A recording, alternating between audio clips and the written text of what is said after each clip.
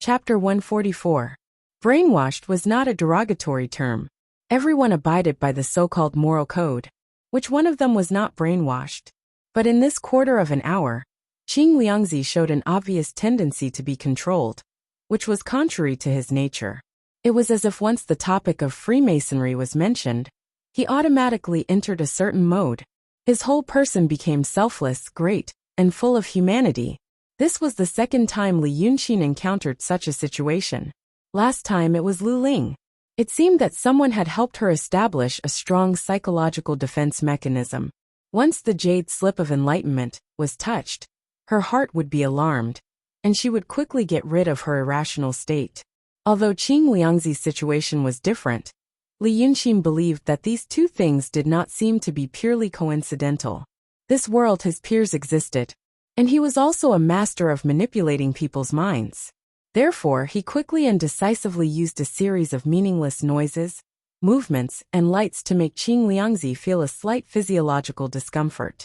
Then, he used a few obvious suggestive words to distract his attention and quickly pulled him out of his defensive state. But at this moment, the atmosphere became strange and awkward. Li Yunqin tried to talk about other things, such as asking about the situation of the Lord Heavenly Abode. Qing Liangzi quickly spoke without any hesitation. However, when he spoke, he became calm and serious, as if he was just doing what Yunzi told him. Li Yunqin also told him about his master. The two talked until late at night. The customers in Southwood restaurant had all left, leaving only the two of them sitting opposite each other under the oil lamp. The table was a mess of cups. In fact, their original goal had been achieved. They each revealed some inside information with an attitude of let's talk and see what happens. But Li Yunqin knew that Qing Liangzi was already vigilant. This Qing Liangzi was not Dao Tong, nor was he from the heavenly abode. He belonged to a secret organization called Freemasonry. This organization was created by several hundred saints and paragons who reincarnated from the primordial era in order to save the world from a calamity.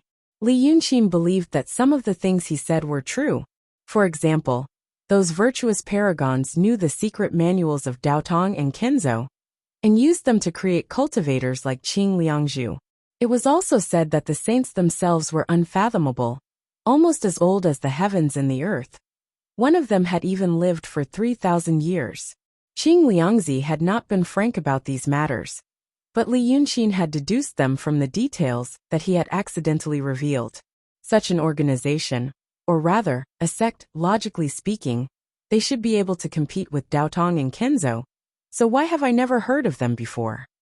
Li Yunqin realized that he might have touched upon a certain core. There should be some incredible secret hidden in the translucent jade slip. Daotong and Kenzo were looking for it, and so were the mysterious Tongji Society. Therefore, when the two were about to part ways, Li Yunqin asked the same question again. You said that you were going to confront Li Chunfeng and his wife fair and square. What's going on? A sly smile appeared on Qing Liangzi's face. You're a good demon. But I can't tell you now. That Yunzi is probably waiting for me anxiously, so I have to go and answer him first. The beggar stood up, hesitated for a moment, then said, Why are you so concerned about this? You're just a demon. Is your true form male or female? Li Yunqin only looked at him in the candlelight. My master told me to transform into this human form, so I have to care about his past. Then I'll go and answer him first, then I'll talk to you. The beggar pointed at the table. If you want to know something else, wait for me here. I'll be back soon. After saying this, the beggar turned and left, quickly disappearing into the night. Seeing that the beggar had left, the waiter who was lying on the table rubbed his eyes and yawned. He walked over and said, Young master, I'll take this cup away. Li Yunqin closed his eyes and thought for a moment, then shook his head slightly. No need. Tonight. I'll probably have to stay for a while. The waiter's face turned bitter. He smiled apologetically and said, Young master, it's already past midnight. Our shop is also. But Li Yunqin interrupted him. I'm here. As for you, leave quickly if you want to live. Any later, and you won't be able to leave. After all, this waiter had seen a lot of the world. After hearing what he said, several possibilities popped up in his head. This person wanted to rob. This person wanted to take revenge. This person was crazy. While thinking about these possibilities, he slowly stepped back. But Li Yunqin ignored him. So he took a few steps back and hurriedly ran behind the tall counter. He shook the shopkeeper awake and told him in detail what happened just now. After all, the shopkeeper was more patient than him. He casually took a heavy ingot of silver from behind the counter and wrapped it in his sleeve. He walked out to take a look. First, he cupped his hands to Li Yunqin from afar. "Friend, please. May I know which?" But he couldn't finish his sentence. He could only stare at Li Yunqin with his mouth open and eyes wide. The ingot of silver in his hand fell to the ground. In the corner of the dark hall, on the table illuminated by the oil lamp, the handsome young scholar had already moved his cup to the side, revealing the surface of the table. When they looked, Li Yunqin had already used his finger to draw the outline of an armored soldier, riding a horse on the wooden table. Once the drawing was done, he slammed his hand on the table. Immediately a green-haired little soldier on horseback stood up from the table. This little person was only as tall as a palm, and the horse he was riding was like a mouse. Li Yunqin said something in a low voice, and the little person shouted at the horse. The horse leapt to the ground and galloped out of the door. Then he grabbed a handful of peanuts from the plate on the table and scattered them on the ground, then blew on them. The peanuts immediately turned into a little person, wearing a red helmet and red armor. They were also the size of a palm, and held a golden dagger axe in their hands. After making a ruckus for a while, they lined up on the ground next to Li Yunqin. They raised their heads in unison and listened to his instructions. Then they dispersed and ran out of the door. At this time, Li Yunqin raised his head and picked up the wine pot on the table. He drained the remaining wine and drank it in one gulp. "I want to eliminate evil here. And that evil is setting up a formation in the distance. If the two of you don't leave, I'm afraid you'll become ghosts." At this time, the shopkeeper and the waiter seemed to wake up from a dream. They didn't even bother to pick up the silver on the ground and ran away. Li Yunqin stood up and went to the back of the counter to get another pot of wine. He wanted to take it slow and make a long-term plan. He didn't know that he accidentally triggered the warning in Qing Liangzi's heart. After the other party left the shop, he cast a spell to seal off the street entrance. This meant that the other party was extremely sensitive to anything or anyone related to the Freemasons. Li Yunqin knew that it was his slightly reckless probing that led to the current situation. Therefore, he also knew why so few people knew about the existence of the Freemasons. Because just like in front of him, those who knew about it were almost all killed. First, he killed the other party's parents. And now he wanted to kill the other party's son. Li Yunqin raised his head. The wine pot turned into a thin line under the moonlight and went down his throat. Then he threw the wine pot away and sighed. "How can they bully people like this? How can I fucking tolerate this?" Chapter 145. In the residence of the Shangqing Danding sect in the city of Wei, the candles were lit for half an hour. Then the beggar stopped and said in silence, "So that's it." Yunzi looked at the beggar and sighed. "Old friend, you're hiding something from me. We've known each other for so long, and we've done so many things together. In such a season, what else can you hide from me?" Usually, the beggar would lose his temper after hearing such words. But today he showed a rare smile and said to Yunzi, "Since we're old friends, you should know some things." Alas. He thought seriously and said, "Okay, or let me put it this way. After I leave here, I'll go back to that place and kill that demon. If he's lucky, he'll have a whole corpse and maybe I'll wear it. If he's unlucky, he might not even have a piece of his body left. But no matter what, I must kill him. Do you know why?" Yunzi frowned. "According to what you just said, his behavior, actions, and speech are indeed the mate of that demon Bai Yunqin. She's a very important person in our plan. So why do you insist on killing her?" "Because he asked me the questions you want to know." The beggar looked at Yunzi with a rare serious expression. This surprised the true state cultivator, who was used to him being as childish and temperamental as a teenager. "You always like to ask me those questions, and you like to ask me those questions in a roundabout way. But old friend, if I had not been so fond of you that I had carefully avoided those things, I would have been forced to kill you, as I did today. A name. Even if you know a name, it's a taboo. The beggar stood up in the candlelight and closed his eyes to feel for a while. Yes, she's still there. She was trapped by me.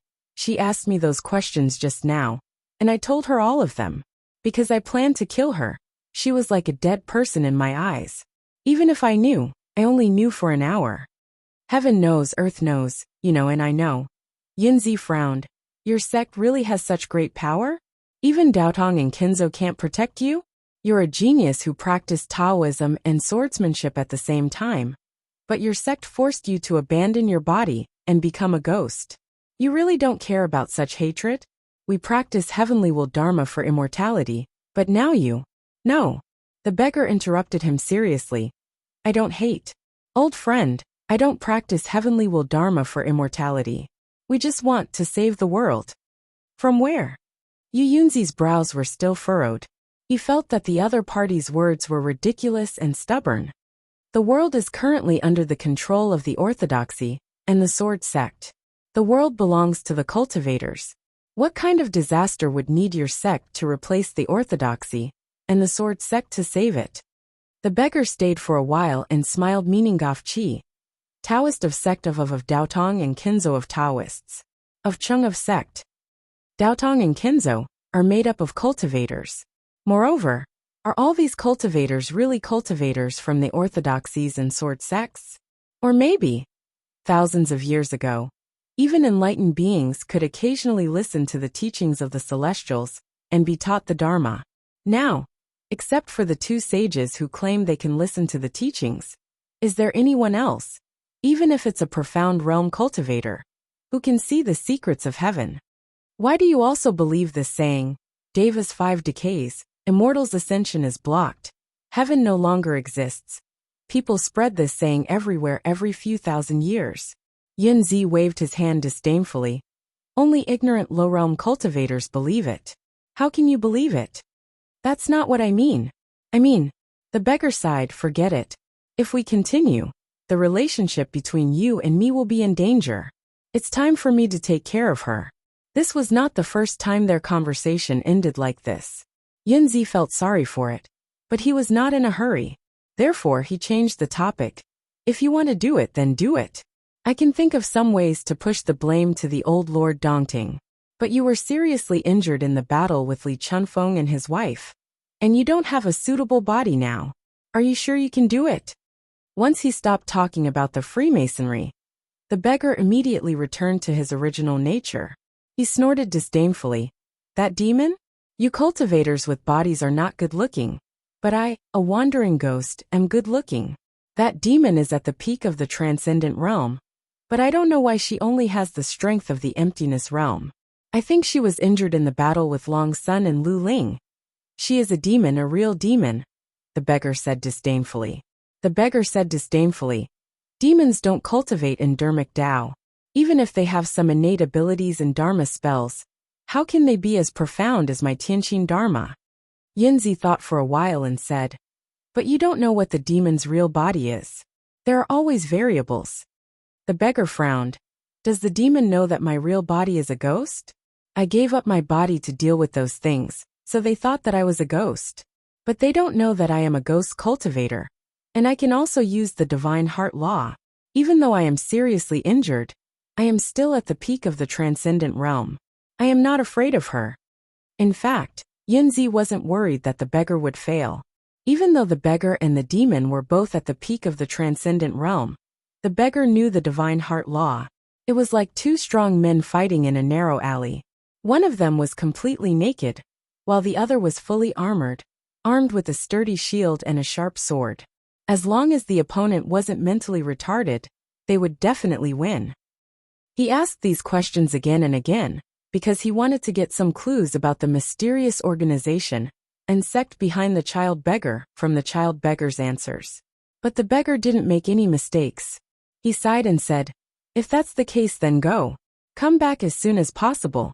Don't make too much noise, and don't play tricks on her. If there are too many things, I won't be able to explain it. The beggar giggled and jumped out of the door.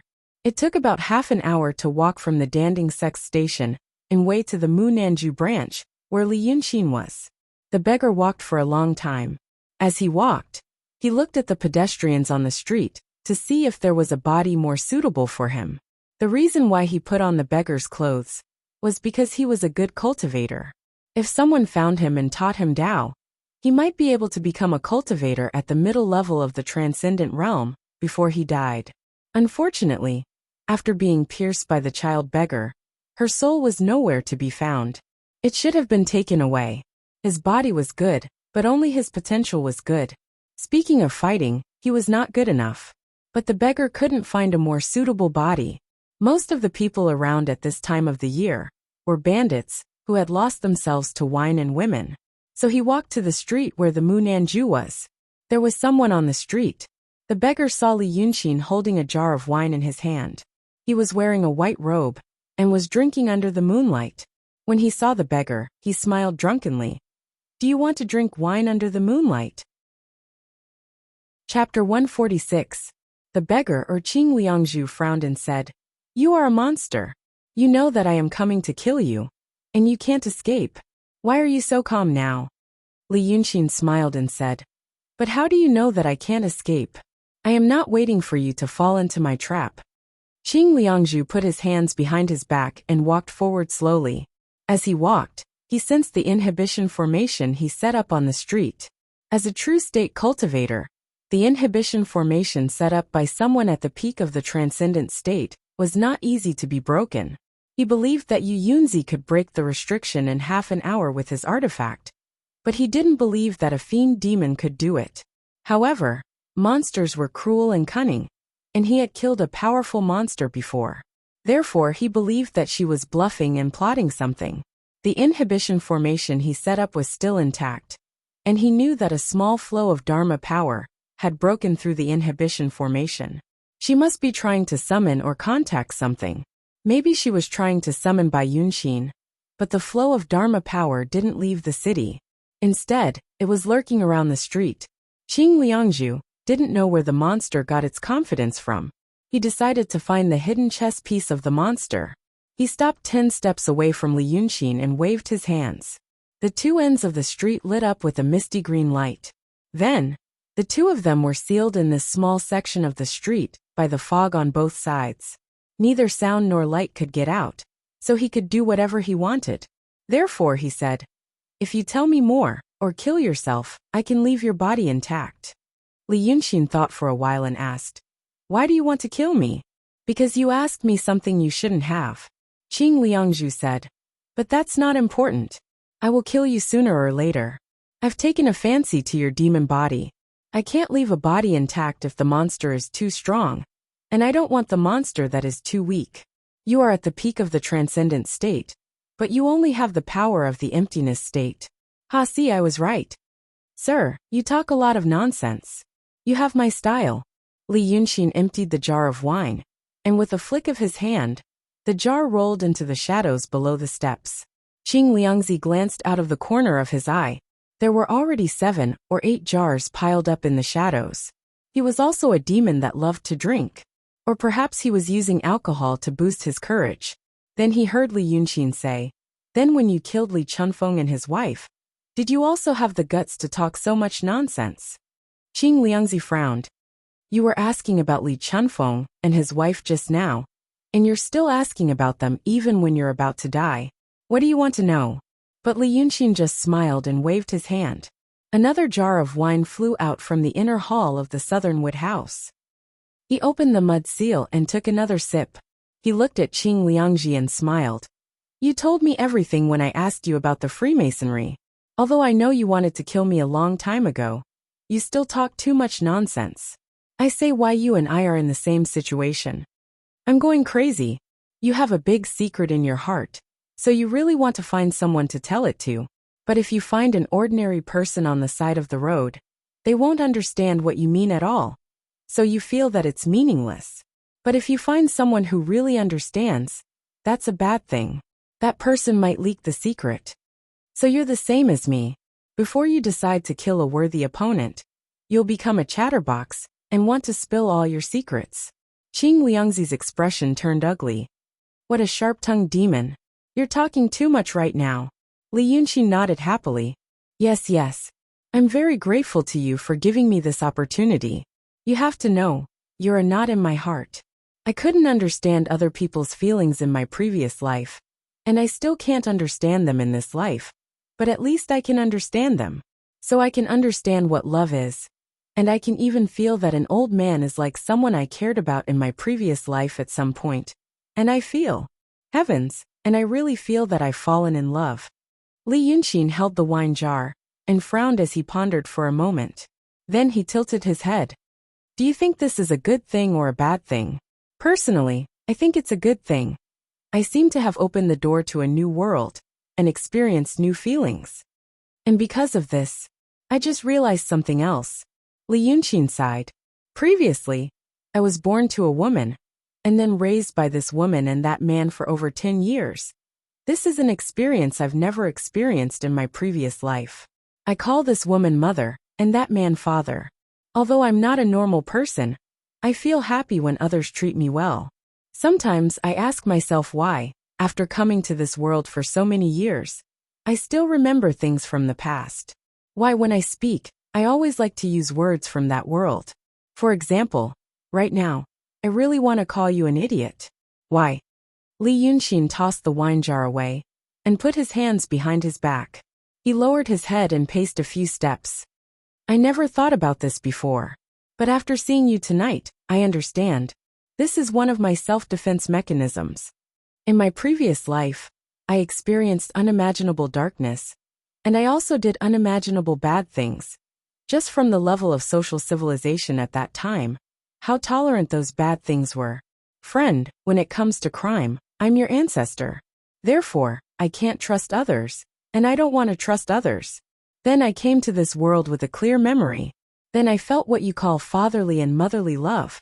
This feeling was very strong, very powerful. I was almost conquered by this feeling. I thought, well, it's not bad to live like this for the rest of my life. At that time, I read fish, play chess, right? Oh my God. I was simply a saint. But even during such days, I still stubbornly thought about the things and the way of life in my previous life. Because my psychological defense mechanism, my subconscious doesn't want me to trust anyone, and I don't want to have feelings for anyone. So they tried to isolate me from the real world, from the man, from the woman. The most direct way is to not forget the past. To think that I would be controlled by my own defense mechanism for so long. Only after meeting you tonight did I understand. Li Yunqi stood still and stopped pacing around. That is because they realized, oh my God, I actually have feelings for that man and that woman. This feeling could put me in danger. Thus, they don't want me to forget the past. Next, he raised his head and looked at Qing Liangzi. I am really happy, friend. After meeting you today and finding out the truth, I found out. I actually love them. I can really love them. I can actually feel that kind of feeling. Not for any purpose. Li Yunqi raised his hand and used a finger to rub the corner of his eye. Next, he laughed and stretched out his hand, showing it to Qing Liangzi. Look, ha ha ha. I shed a tear for them. I can really love someone. Looking at Li Yunqi's damp fingertips under the moonlight, a chill. Qing Liangzi's back slowly rose. He suddenly felt an intense and sharp sense of danger. Because of this madman standing before him. He looked like a madman. The cultivator frowned and slowly inhaled. You are not Bai Yunqin's maid. You are a madman. Who are you? Li Yunqi smiled and looked at him for a while. You finally realized, friend. I am indeed not Bai Yunqin's maid. I am indeed a madman. I am Li Yunqi. His smile suddenly disappeared in the darkness, and he stared at Qing Liangzi like a wild beast. My father is Li Chunfeng, and my mother is Shang Guanyu. You claimed that they were killed fair and square. Then tonight, I will take revenge for the murder of my parents. Fair and square. I will crush you into a pile of dregs. Chapter 147. Qing Liangzhu had fought against great demons in the true state, and killed cultivators, who were at the peak of the transcendent state.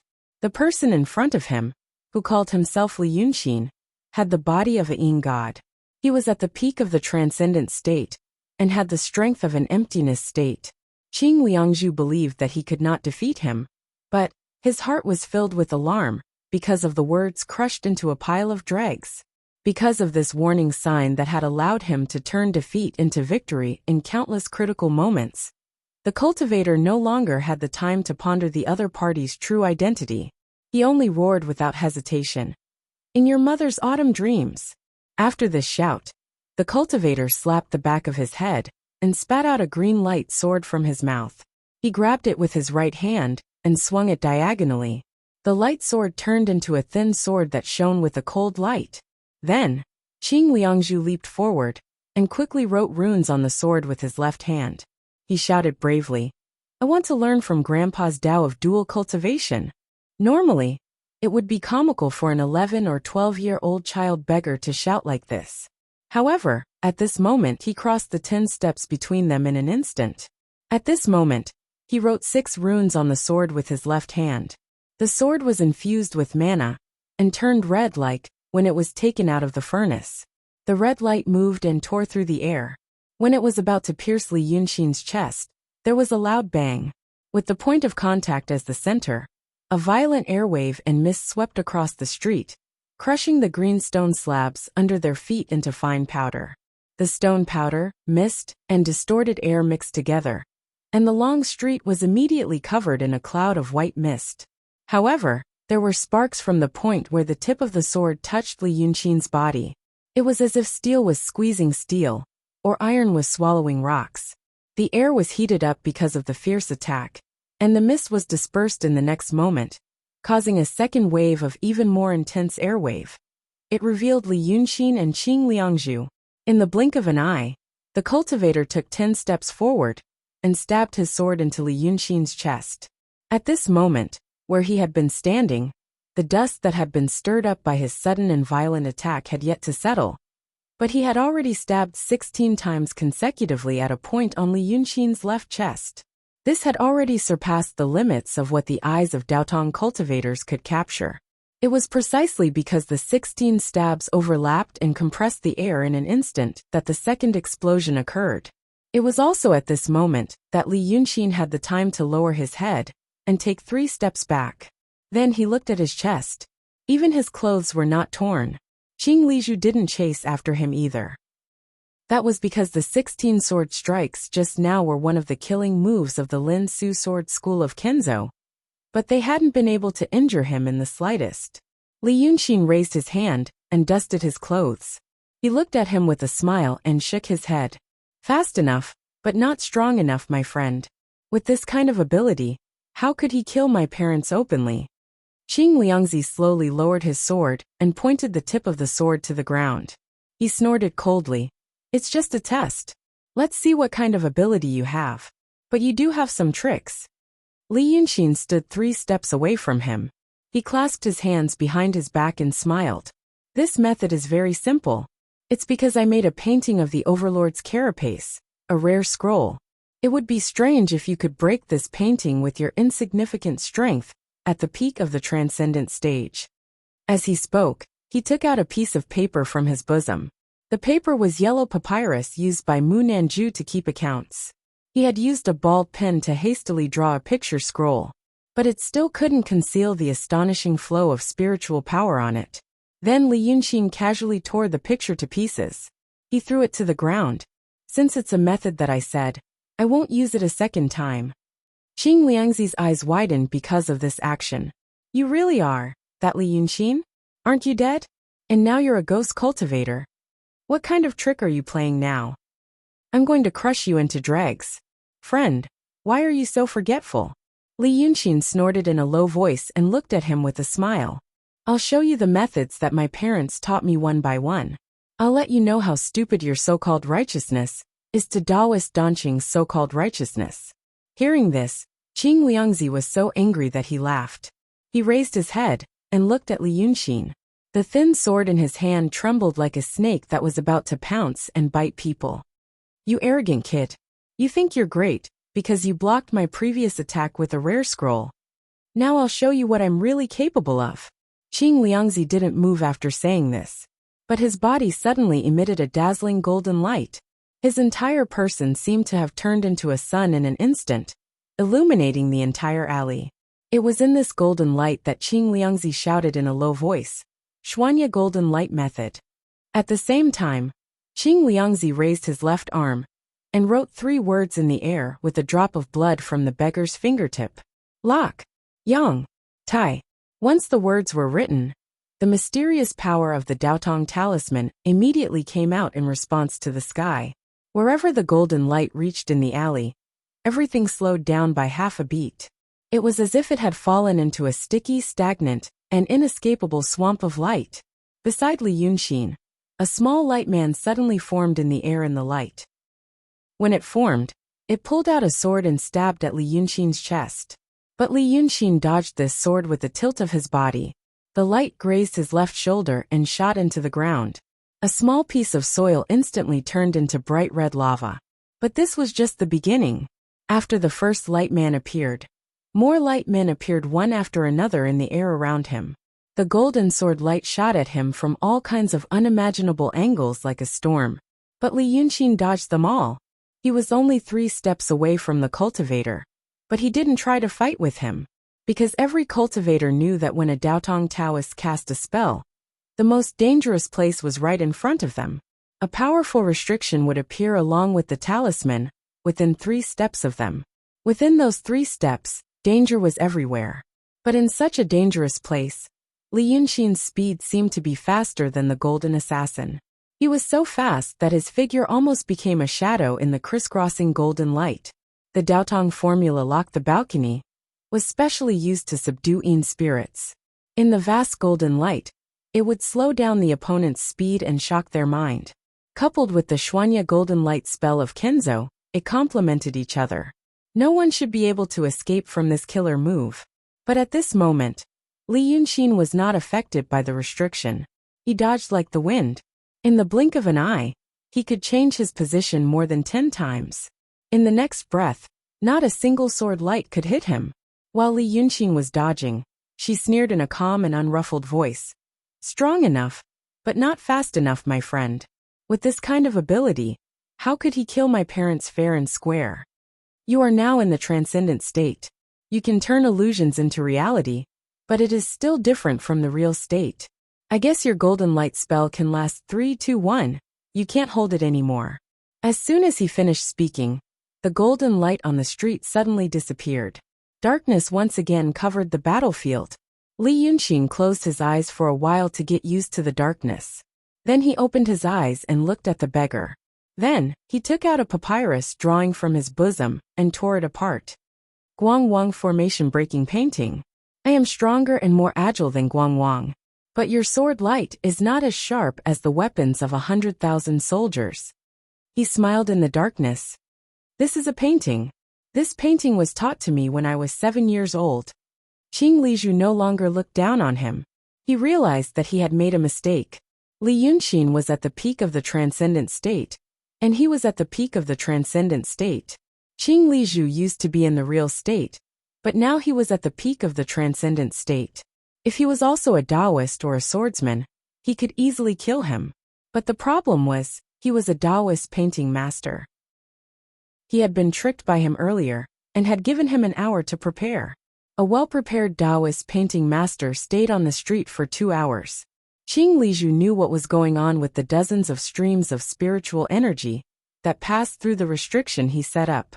It was Li Yunxin's ambush, because during those 2 hours, Li Yunxin was well prepared and quickly closed the gap between the two of them. He was not an ordinary Taoist painting master. And he was not one of those useless painters worshipped by the Heavenly Cave sect. It had been a long time since anyone had seen the skills of a real Taoist painting master at the peak of the transcendent state. When he fought with Li Chunfeng and his wife, it was their souls that had transformed into their real bodies and fled thousands of miles away. That was a battle of pure cultivation, and they didn't use any of the skills of a Taoist painting master. Now Qing Liju knew what Li Yunxin meant when he said fair and square. His mistake was to compete with this Taoist priest Dan Qing, who was well prepared. What Li Yunxin had prepared were all life-saving methods. It was obvious that he cherished his body very much. That meant he was very fragile. He was also a swordsman who practiced dual cultivation. The body of an expert at the peak of the transcendent realm was stronger than that of an expert at the emptiness realm. He should have continued to fight with the techniques of the sword sect after his first attack was blocked by Li Yunxin. He shouldn't have retreated 3 steps. At this moment, Qing Lizhu heard Li Yunxin say in the darkness, "Since I've let you have 2 moves, it's my turn now. Don't cry when I beat you later." As soon as he finished speaking, Li Yunxin pounced towards Qing Lizhu. Qing Lizhu laughed strangely and raised his sword to meet Li Yunxin. Good timing. At this moment, dark clouds covered the moon, and the long street was shrouded in darkness. However, darkness was not an obstacle for a powerful warrior. Airflow, sound, and temperature could all be used as guiding lights. When Qing Lizhu pounced, he had already written a talisman, a restriction 3 steps in front of him. If Li Yunxin pounced over, he would be entangled by this restriction for a while. Then he could suddenly, a faint golden light shone in front of him. With the help of this golden light, Qing Lizhu saw that Li Yunxin was actually ignoring the restriction 3 steps in front of him, and was charging straight towards him. And that faint light was the light of the restriction breaking one after another on his body. Qing Lizhu cursed inwardly. What evil spirit did I do tonight? Why doesn't this Li Yunxin have the slightest bit of common sense? But before he could think, Li Yunxin had already swung a barbaric fist. The fist was extremely powerful and heavy, heading straight for Qing Lizhu's face. With this strength, speed, and technique, even a peak expert of the secular world, a rare genius of the martial world, would be smashed into meat paste by this fist. But in Qing Lizhu's view, after tearing apart the Guangwang formation breaking diagram, Li Yunxin's speed was laughably slow. He even had the time to think of several countermeasures in the time it takes for a spark to fly off a flint. But in the end, he decided to use the sword to directly meet the fist wind. Tonight, he had enough of this Li Yunxin's humiliation and contempt. And his strength was clearly far above his opponent's. This kid was getting carried away. So he had to teach him a good lesson, and let him know that Qing Lizhu's Kenzo Daoist technique was. He slanted his sword upwards. How? Then the sword vibrated. Incomparably sharp. It went straight for Li Yunxin's fist wind. Bang! Half of Qing Lizhu's face was almost smashed, and his entire body was sent flying. That sword of his had indeed pierced forward with full force. It went straight for Li Yunxin's fist wind, stabbing out 32 times in an instant, stabbing his knuckles, wrist, eyes, and 29 times at his heart. It only took a moment, and the sword was infused with the full strength of a peak transcendent cultivator. Although this beggar's body was temporarily strengthened by spiritual power, it was already strong enough. Therefore, the thing that Qing Lizhu didn't understand when he landed was, why didn't Li Yunxin die? The body of a ghost cultivator with the strength of an emptiness realm couldn't possibly withstand this kind of power. Although half of his head was smashed, he should have died. But after all, it was a possessed body, controlled by a cultivator's soul. Qing Lizhu felt that this was his last fight, so he immediately jumped up from the ground, holding the broken sword and pouncing towards Li Yunxin. This time, he didn't care about any tactics. Although being killed on the living body, or knocked out of the body would consume his strength, Qing Lizhu now truly realized that if he didn't use all his strength to kill Li Yunxin tonight, there would be more trouble in the future. This kid is too strange. Not even once could he predict him. In the darkness of the long street, even more violent flames and fist wind burst out. After trembling intensely for 3 breaths, there was a short and uncontrollable scream. Bang. Qing Lizhu's body was hit to the ground again, and there was a bowl-sized bloody hole in his chest. The strong body, protected by the spiritual power of a cultivator at the peak of the transcendent realm, was actually pierced. The dark clouds that covered the moon finally dispersed. As for the dying child beggar, he finally understood why Li Yunxin was unscathed after being stabbed so many times by him, and why her body would even emit sparks when she was stabbed. Because the person standing in front of him was a being with the body of a devil, more than 10 feet tall, ferocious red antlers on his head, long hair as white as snow, like the mane of a male lion. His whole body was covered with black scales, and when he moved slightly, There was a sound of metal colliding.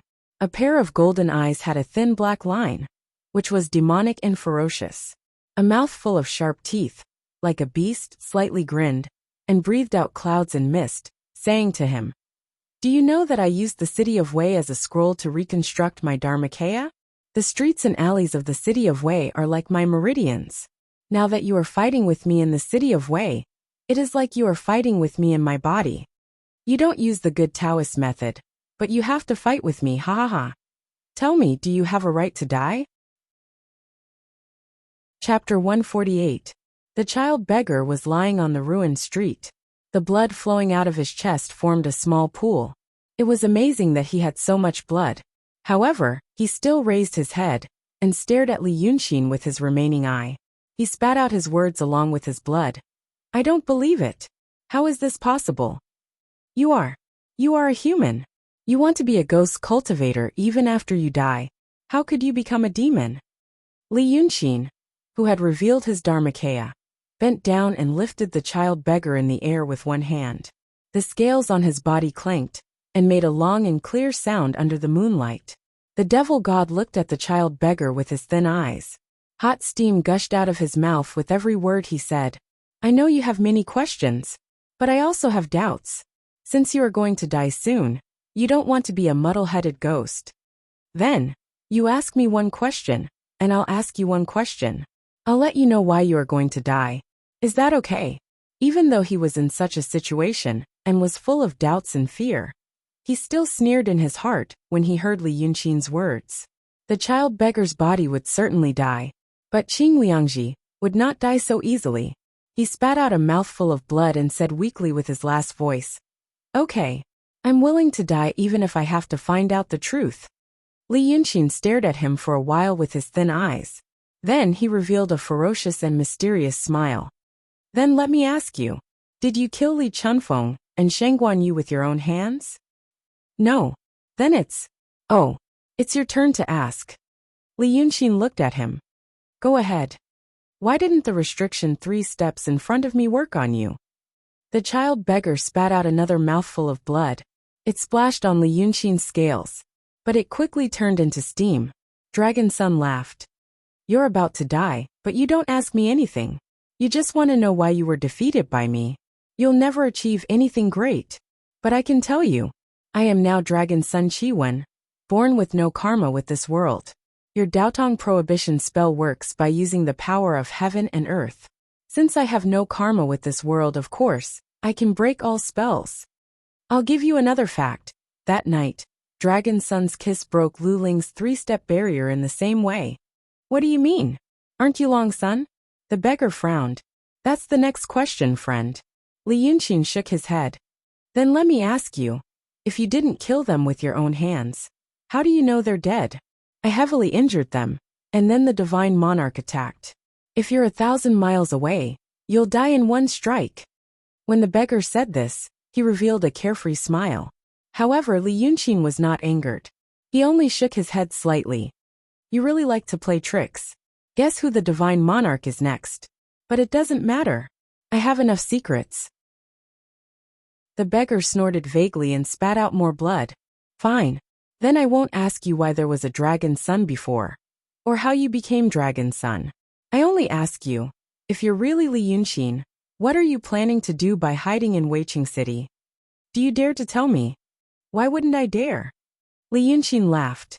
His laughter sounded like metal rubbing against metal. The hot steam he spat out made the beggar's blood-stained messy hair dry quickly. Slowly, blisters appeared on half of his face. "I'm Dragon Sun now, Wei River Dragon King.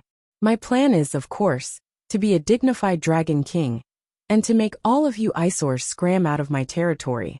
What a big tone. The beggar seemed to be getting weaker and weaker.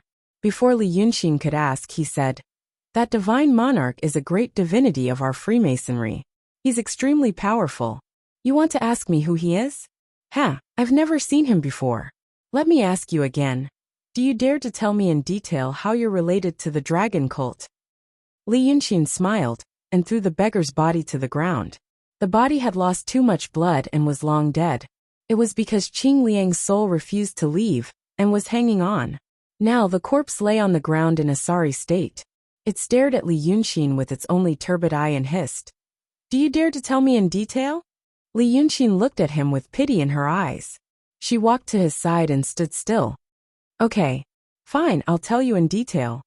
Right now, there are actually 3 factions near the Wei River. You and Yunzi are on one side. Lord Dongting and Dongting Lake is on the other side. Bai Yunxin is on the other side. Yunzi wants to avenge Ling Kongzi, or he knows that Lu Ling isn't dead and is in Lord Dongting's hands. However, he's a cultivator and is a natural enemy of demons. He also knows that Lu Ling died in Bai Yunxin's hands. Therefore, Yu Yunzi hoped that the 2 fiendish demons would die. However, they're 2 great demons. If I were a smart person like Yunzi, I'd try to let the 2 demons fight and cause both sides to suffer. Then I'd benefit from it. Lord Dongting wants to avenge Dragon Sun. I let Lord Dongting believe that Lu Ling and Bai Yunxin joined hands to kill Dragon Sun. He may not believe it, but it doesn't matter. He'll definitely hate Daotong and want Daotong's people to die. But Lord Dongting is also a smart person. He knows that it's too risky for him to do this, so he'll try to let Daotong and Bai Yunxin fight and cause both sides to suffer. Then he'll benefit from it. So it doesn't matter whether he believes it or not. As for Bai Yunxin, if I'm not wrong, she only wants the feather coat. She wants to take it back from Lord Dongting. Of course, it was Daotong's people who took her feather coat, so both Lord Dongting and Daotong have reasons to believe that Bai Yunxin wants Daotong's people to die. But in my opinion, she doesn't care about that. Well, now you know. From Yunzi and Lord Dongting's point of view, the 3 forces near Wei River all want the other 2 forces to die, and they all want to see the other 2 forces fight to the death. At the same time, they all know that the other 2 forces will never cooperate with each other sincerely. Speaking of this, Li Yunxin lowered his head to look at the beggar and laughed. "Oh, look at your expression, I'm right. That Yunzi really thinks so. Then the next thing is easy to do, because the other 3 won't expect. There's a 4th force. It's me. I didn't die, and I've become stronger." Lord Dongting and Yunzi are carefully waiting for each other to make the first move, to see if there's any flaw. That won't do. One is a 3,000-year-old demon, and the other is a perfected person who meditates for days without moving. I don't have the patience to be a coward for a long time. To be honest, Lord Dongting and Yunzi are both smart, and what they do is reasonable. The only one who doesn't make sense is me. It's not their fault for being stupid. It's because this world is too strange. So I created the dragon cult. On one hand, I absorbed the power of wish from the believers and slowly became stronger. On the other hand, this is interesting. Of course, Yunzi will think, "Oh my god, this dragon cult is developing so fast. And it's using the name of Dragon Sun. There must be someone supporting it. It must be Lord Dongting." Now, when you tell Yunzi what I said before, he will be even more certain. Oh, it's really Lord Dongting and Bai Yunxin's doing. But the power of wish from so many believers has to go somewhere. Lord Dongting and Bai Yunxin are both demons, and they want the power of wish, so there will be internal strife. So, Yunzi will think, I'll wait. Wait until this dragon cult is really powerful, and the power of wish can't be ignored anymore. Then I'll watch you 2 tigers fight. Then Lord Dongting will think the same. He will think that this dragon cult is definitely Daotong, and Bai Yunxin's doing. Daotong can't absorb the power of wish, so it will only benefit Bai Yunxin. Once that Bai Yunxin becomes stronger, how can Daotong sit still? They will also have internal strife. They are quite right in thinking so. And these days I've been running back and forth. It's to deepen their impression and strengthen their beliefs. As for Bai Yunxin, I'm also not worried about her. But I'm not going to tell you why. So, in this way, they'll be wary of each other, and remember, they'll just watch as the dragon cult grows stronger. And they'll feel that things are developing more and more in the direction they've predicted. This group of idiots. But they don't know that the power of wish has been used by me. Li Yunxin grinned hideously, lowering his head to look at the beggar. Do you think my plan is brilliant? The beggar's breath was very weak, and Li Yunxin had to pay close attention to hear him. Your plan is brilliant. But it's not foolproof. You have too many people to rely on, and not everyone can do things according to your plan. Once something goes wrong, haha, you're smart, kid, but you're not experienced enough. The beggar's breath became weaker, but his tone became more cheerful. But you can think of such a plan. You're quite smart. If given more time and more training, perhaps you can really become our opponent. But cough cough.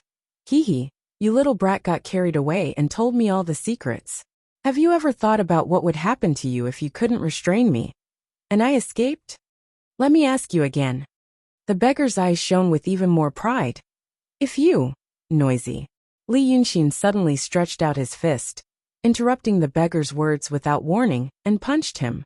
With a loud bang, the ground of the street trembled violently. The buildings on both sides were already damaged in the fight, and were on the verge of collapse. At this point, if they were to withstand such a force, they would all fall down with a crash. And the beggar's corpse disappeared after this punch.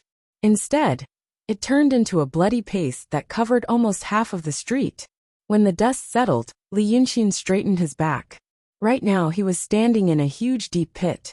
There were cobweb-like cracks in the pit, but the strange thing was that the pit was clean, without a trace of blood. This was because the violent shock wave and high temperature generated by the friction between the huge force and the ground had already swept away all the debris in the pit. He let out a long breath and seemed to be talking to himself. No wonder Lu Ling killed people like that. It's really cool. When cultivators and demons fought, no one would think that it was over as long as the opponent's body was destroyed. Because if the body was destroyed, there was still the soul. And for a strange person like Qing Liangzi, his soul was even more different. In fact, he was already similar to a ghost cultivator. Now, Qing Liangzi showed his real body, which was short and glowed in the dark. He looked at Li Yunxin angrily. Why did you suddenly kill me? I said that I would blow you into pieces fair and square. Li Yunxin looked at him calmly. Did you forget? Or did you think that I would wait for you to proudly talk about your point of view, then use your laughable and shallow knowledge to infer my plan, and finally wait for you to have enough fun before I could kill you? Oh, I just don't want you to be so happy. Qing Liangzi pointed at him angrily, and then laughed angrily again. Good hee. Ha ha. Hee. Good. Do you think that after you destroy my body, I will be at your mercy? Arrogant boy, I was tricking you just now. I was waiting for you to proudly talk about your plan, and then I would get rid of that body and show my real body. Now I am going to run 1,000 miles away and tell Yunzi everything you said just now. Hee. Let's see how you regret it. As soon as he finished speaking, Li Yunxin punched out. However, the punch that had smashed the child beggar's body into a bloody paste just now passed through Qing Liangzi's body, as if it was just an illusion. Qing Liangzi laughed wildly. This punch of yours can destroy souls and ghost cultivators, but it can't destroy me. Do you know that I am an emissary of hell? Li Yunxin yawned and stood 2 steps away from Qing Liangzi, looking at him calmly. You are a non-staff member of Dark Azura Temple. Not a ghost, not a ghost, not a ghost cultivator. Ordinary Taoist arts can't harm your soul, because you are part of hell's establishment, and you can be considered a god. What else? Tell me. Qing Liangzi was stunned for a moment. How do you know about this? Li Yunxin shrugged, and then continued in a resolute voice. There is one more thing. You and I both know that physical pain is meaningless to cultivators. Who hasn't suffered unbearable pain during their cultivation? Physical pain isn't pain, but the pain in the depths of the soul is the most painful. When I said I was going to blast you into dregs, the specific process was actually like this. First, I would blast your body into dregs. Then I would blast your self-confidence and self-esteem into dregs. And then I would blast this, whether it be your spirit or soul, into dregs. This way, I would blast you into dregs. So you thought that you had tricked me into saying so much just now. In fact, even if you didn't ask me, I would have told you all the same. Bit by bit, I would have told you all of my plans. This way, you would be pleased with yourself and think that you have succeeded. After being pleased with yourself, you would want to go back and tell my plan to Yunzi. At that time, you guys would kill me with lightning speed, And I would definitely. You mean too late for regrets, right? The corner of Li Yunxin's mouth slowly curled up, revealing a dangerous yet joyful smile. Tell me, when you think about it, I will shatter your fantasy. I will let you keep thinking in your heart at the last moment. Ah, if only I could leave earlier and not listen to him. How good would it be to send all these words back? How happy would it be? Hearing his words, Qing Liangzi had a bad feeling in his heart. He turned around and flew away. However, at this moment, an iron chain shot out from Li Yunxin's palm like lightning. Catch! With a clattering sound, Qing Liangzi's soul, which couldn't even touch spiritual power and demonic power, was locked by the neck by this iron chain. Following that, the iron chain tightened again. Qing Liangzi, just like the countless wandering ghosts that had been chained by the iron chain, was gently pulled to the front of Li Yunxin. Li Yunxin lowered his head and smiled at Qing Liangzi, who was chained and unable to move. Friend, you are an emissary of hell. But I am a judge of the Yang realm. What a delightful coincidence and timing, isn't it? As he spoke, he used his other hand to pull out a thin booklet hidden under his scale armor and flipped it open. Look, it says here. That this iron chain can bind souls, but it can't bind the soul of a Taoist. You're only at the peak of the transcendent realm right now. It says again about the hierarchy of the Sun Luo Temple. Let me take a look at you, emissary of hell.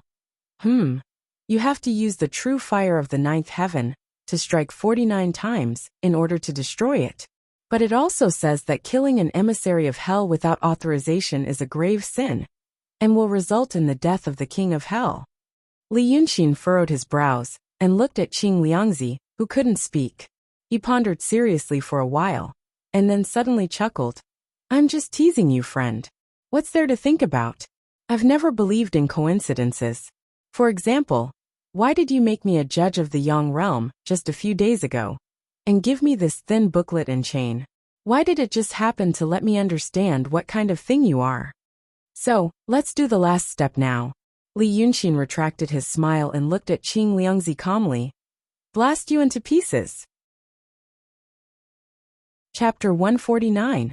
Qing Liangzhu's soul couldn't speak, but his eyes were filled with fear and madness. No one was more afraid of death than him, especially when he firmly believed that he would never really die, and there was no option of death in his mind.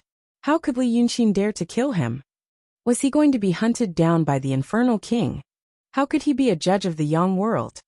There were no more than 2 known judges of the Yang world in this world. But before he could really think clearly about these things, Li Yunxin had already solemnly taken 3 steps back. Then his scales opened up. The dozen or so jars of wine that he had drunk into his body not long ago had turned into a thick mist, rising from beneath his scales. At first it was a wisp, but soon it became a cloud that lingered around him. Then the clouds gathered into clouds and began to roll slowly. At the same time, the moonlight was blocked. Qing Liangzhu looked up and saw thick dark clouds in the sky. The mist around Li Yunxin tumbled, and the dark clouds tumbled along with it. But the momentum was greater, and the rolling was more violent. After a quarter of an hour, the whole sky above the city of Wei was covered by thick clouds. Lightning lit up in the dark clouds. Qing Liangzhu heard the sound of rolling thunder. Then came the dazzling light. Even though he was confused, panicked, and couldn't believe it, he was screaming in his heart, how dare he? But that was indeed his last memory. The scales of Li Yunxin, wrapped in clouds and mist, suddenly opened and closed, and the lightning in the clouds above the city of Wei became more and more intense. Streaks of lightning entangled with one another, and finally converged into a thick bolt of lightning. A flash. Boom. A bright line connecting heaven and earth hit the soul that was chained by the iron chain. There was no resistance, and there was no strange phenomenon.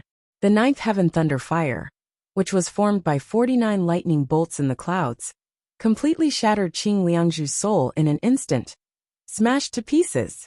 After this blow, Li Yunxin took a deep breath. As a result, the clouds surrounding him were all sucked into his chest. The rain clouds that had gathered in the sky above the city of Wei and were about to pour down disappeared in an instant, and a bright moon reappeared. Li Yunqin stood still and stared at the place where Qing Liangzhu had been killed for a while before letting out a low sigh. Then, his body suddenly shrank and turned back into his human form and clothes. After glancing at the direction where the pill cauldron of prime clarity was stationed, he turned around and disappeared into the alley. He walked through the streets and alleys for nearly half an hour, before people finally poked their heads out of their houses to see what was going on outside. Qing Liangzi sealed off the streets, while Li Yunqin cast a spell to drive away the nearby residents. Nothing alarmed the people in the city of Wei, except for the sudden thick clouds, strong wind and lightning. The last time such a phenomenon appeared in the sky above the city of Wei, it brought about a catastrophe. This time, everyone panicked again. However, after coming to the street and worrying for a while, they did not hear any loud noises or smoke again. So someone said that perhaps it was really just a sudden storm. At this time, Li Yunqin had already arrived at the south of the city. The south of the city was where the merchants and nobles of Wei lived, so there was no panic at this moment. Some servants of the big families were armed and went to the street to investigate. After confirming that nothing was wrong, they slowly returned to their mansions. Li Yunqin walked along the tall wall of a family for a while, and then stopped in the moonlight. His shadow was elongated. He turned around and realized that the White Yama King was standing in his shadow. I thought there would be a good show. How could you just kill him like that? The White Hell Lord was unhurried as he said softly, "You actually dared to kill my messenger of death. How audacious of you." Li Yunqin smiled warmly, and the hostility he had when he killed Qing Liangzhu was gone. "I gradually found that you are also a humorous person. This feeling is not bad. I suddenly felt bored just now. What else should I do? Listen to him beg for mercy? I can't believe what he said. And I was worried that Yunzi would come. But then again, who on earth is asking you to help me?" Bai Yanjun widened his slender eyes. "Help you? That Qing Liangzhu said that there are only 10 known judges of the Yang world in this world. And you happened to give me this booklet and the iron chain a few days ago. So I can deal with him today. Don't say it was unintentional." Bai Yanjun smiled. "You little kid, you think too much. It was indeed not unintentional.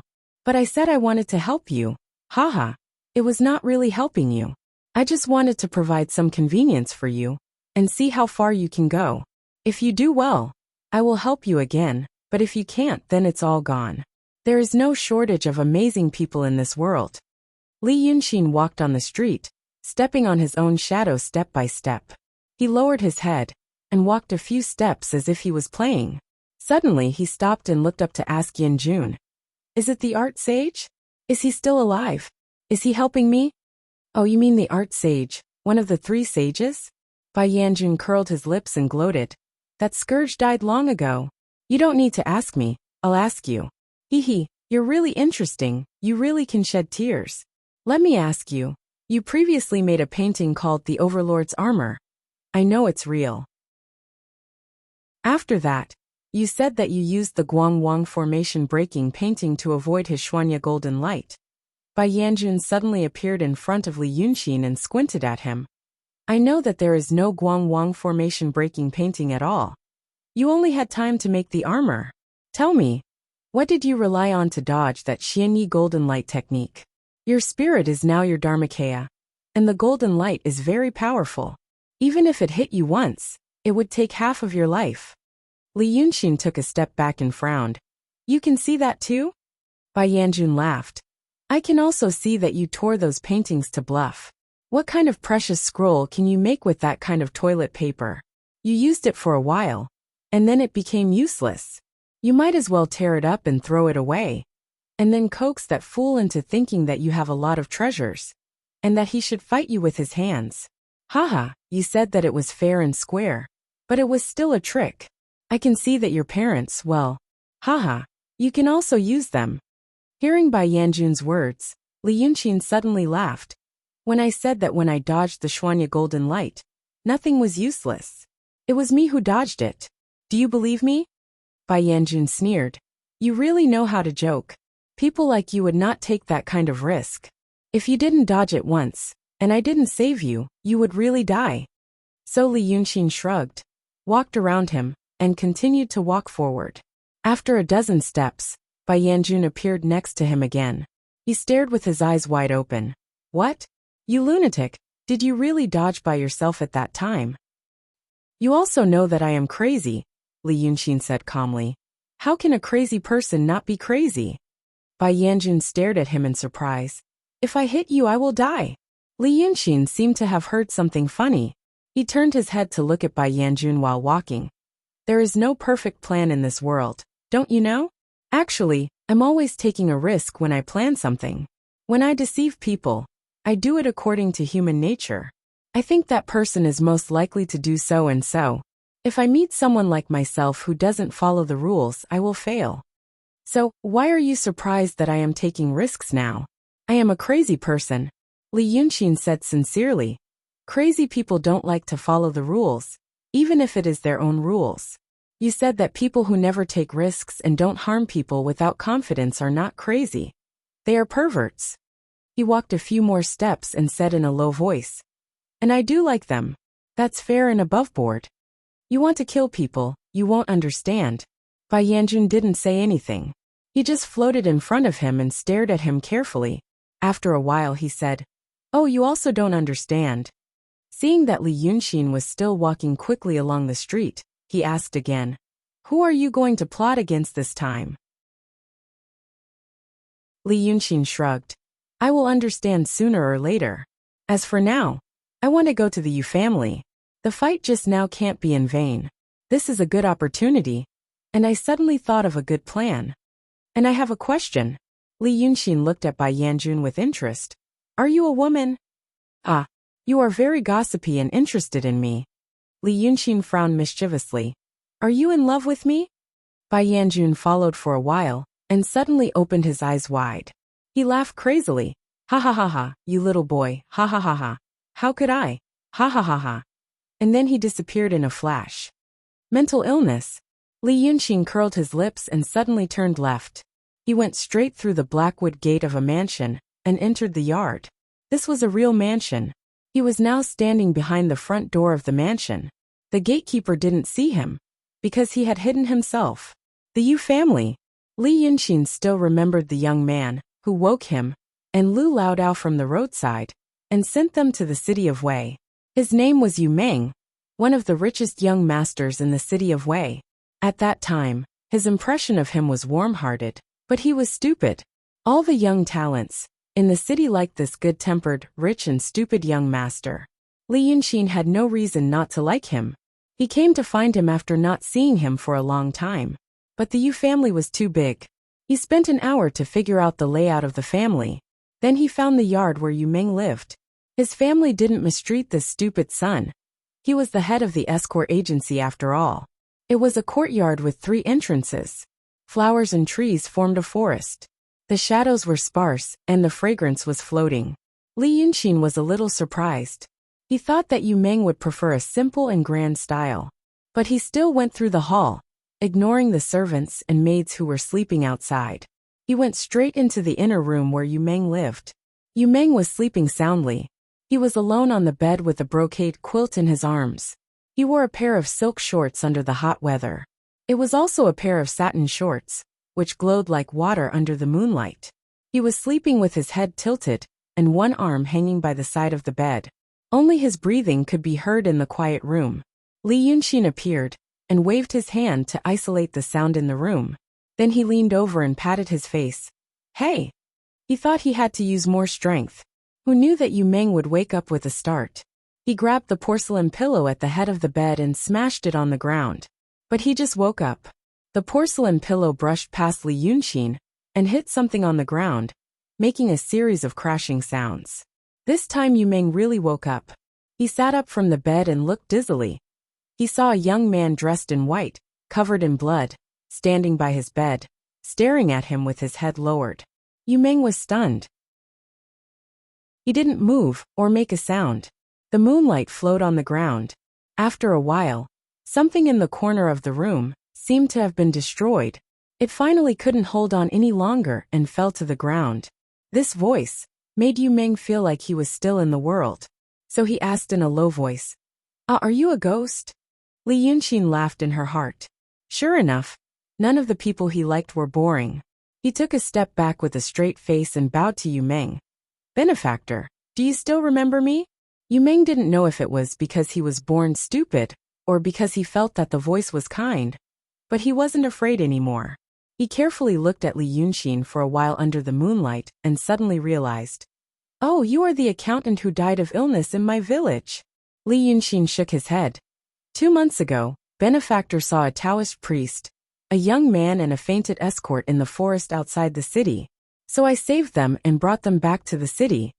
Yu Meng blinked and thought for a while. He slapped the quilt hard. "Oh, I don't remember." Li Yunxin sighed. "Benefactor, just listen to me. You saved Qiao Duanhong, the head escort of Qiao's Hongfu escort agency, Taoist Lu, the temple attendant of the Dragon King Temple in Weiqing, and I, Li Yunxin. Benefactor, you can ask around and you will remember." Now Yu Meng interrupted him. "Oh, since I saved them, how did they become ghosts?" Without waiting for Li Yunxin to answer, he blinked again and suddenly stood on the ground with bare feet. They must have been killed by someone. He walked around Li Yunxin and suddenly sighed. "All right. Brother Li was killed by a scoundrel, and the first thing you thought of is to find me. Since you trust me so much, as the head of the escort agency of the Daqing state, I will not disappoint you. Just tell me, what are your grievances?" Yu Meng's behavior was silly in the eyes of the childs in the city of Wei, warm-hearted in the eyes of the real Jianghu heroes. But in the eyes of Li Yunxin, it was something he had expected. He still remembered the first time he met him. This dragon head, you could figure out the whole thing in his mind within a quarter of an hour.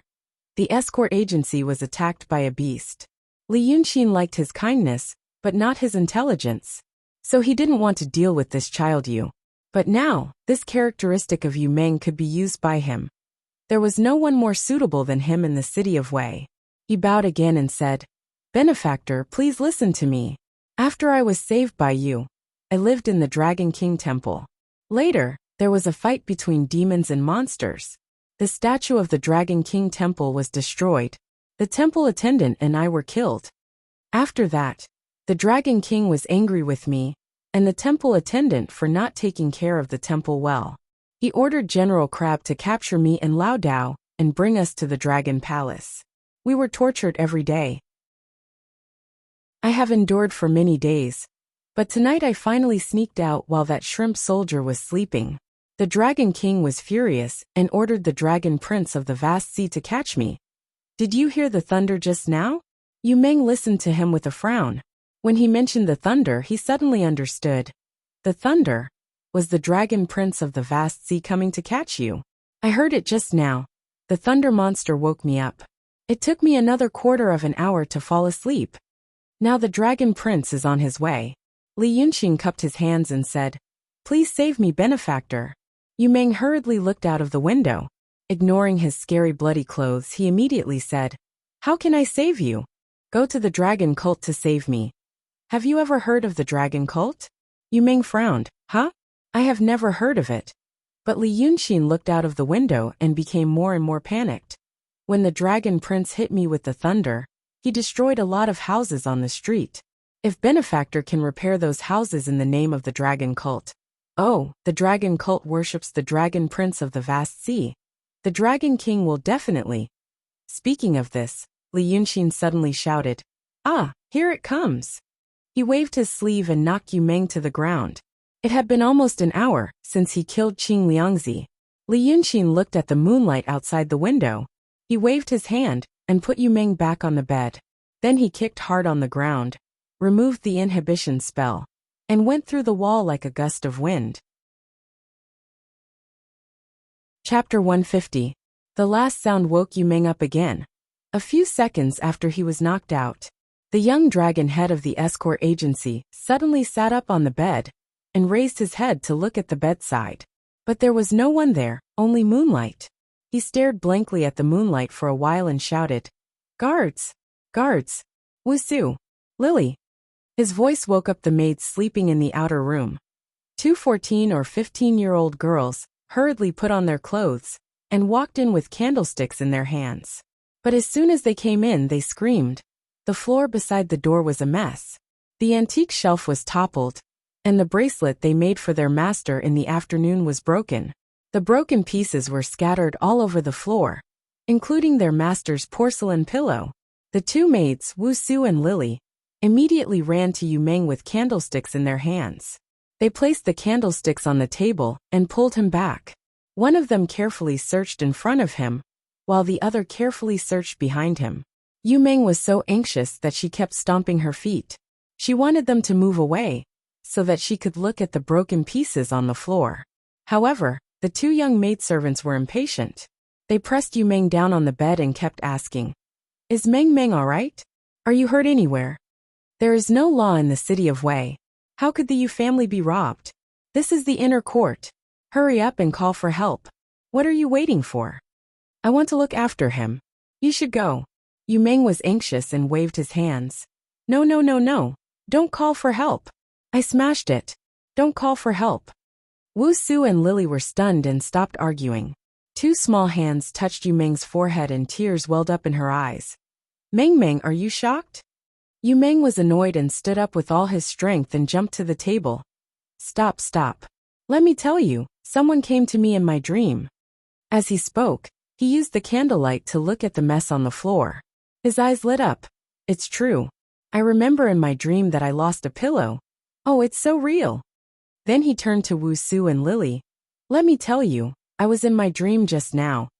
While he was saying this, the two girls looked at him tenderly, trying to guess whether he was frightened or having a nightmare, and tried to coax him to listen. But as he listened, he felt that something was amiss. Wuxia got up and walked to Yu Meng's back. She wiped her hand on Yu Meng's bare back and was stunned. Ah yes, the Yu family was a wealthy family. The inner room was made of terrazzo, and there was an earth dragon underneath. It's cool in summer and warm in winter. However, there was no rule of removing shoes after entering the house, and there was muddy ground outside the courtyard, so it was hard to guarantee that there would be some dirt and dust on the ground. The steadier and more attentive Wuxia felt a little bit of mud on Meng's back.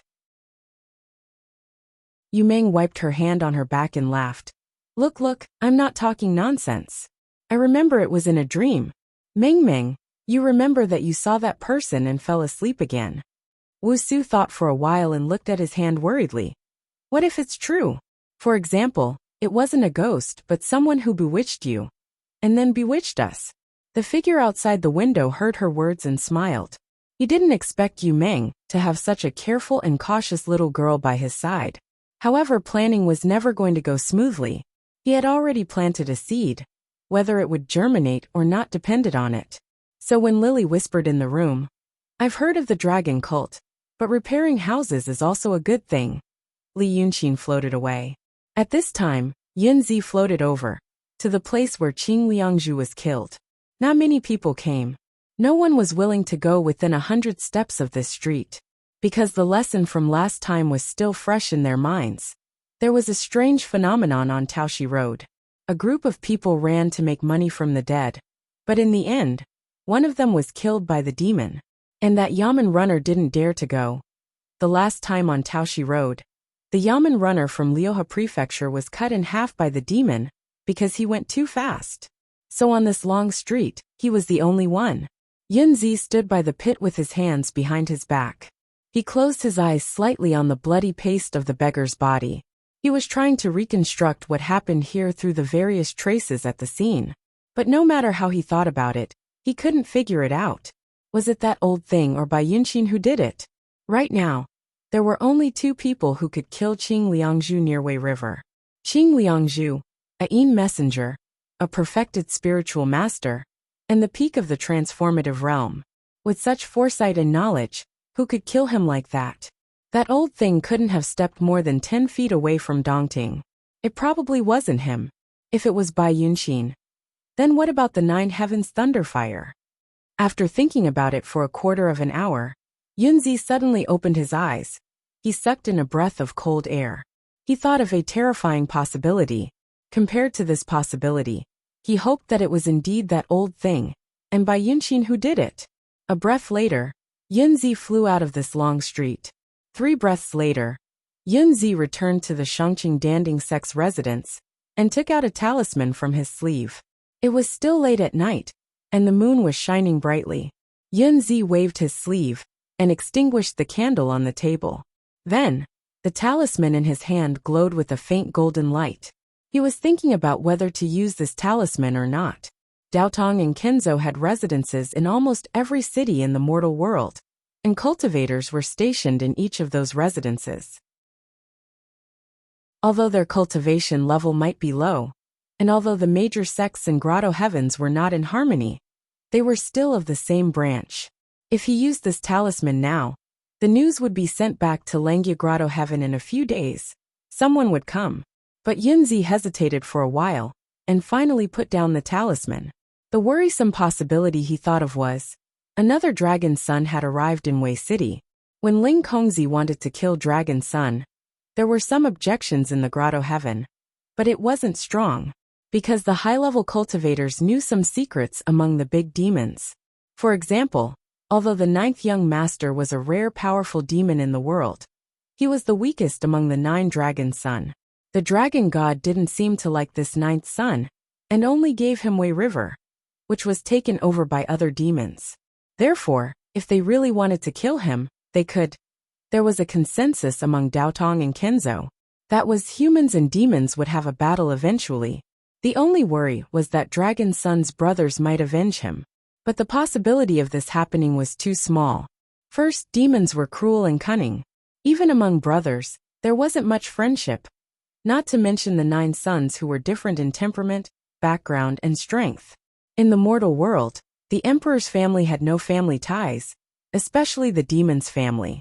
Second, even if one of them was on good terms with Dragon Son, or planned to take his Wei River, they wouldn't be able to reach here. When Shinryu appeared, it subdued all the big demons in the world, and then gave 7 parts of the world to the 9 sons. But the problem was, it was 7 parts of the world, not 7 parts of the world. Other than rivers, lakes, and seas, there were mountains, forests, valleys, deserts, and grasslands. In those places, there were many powerful demons. So powerful that even the dragon god didn't want to fight against them, and only wanted them to submit to him.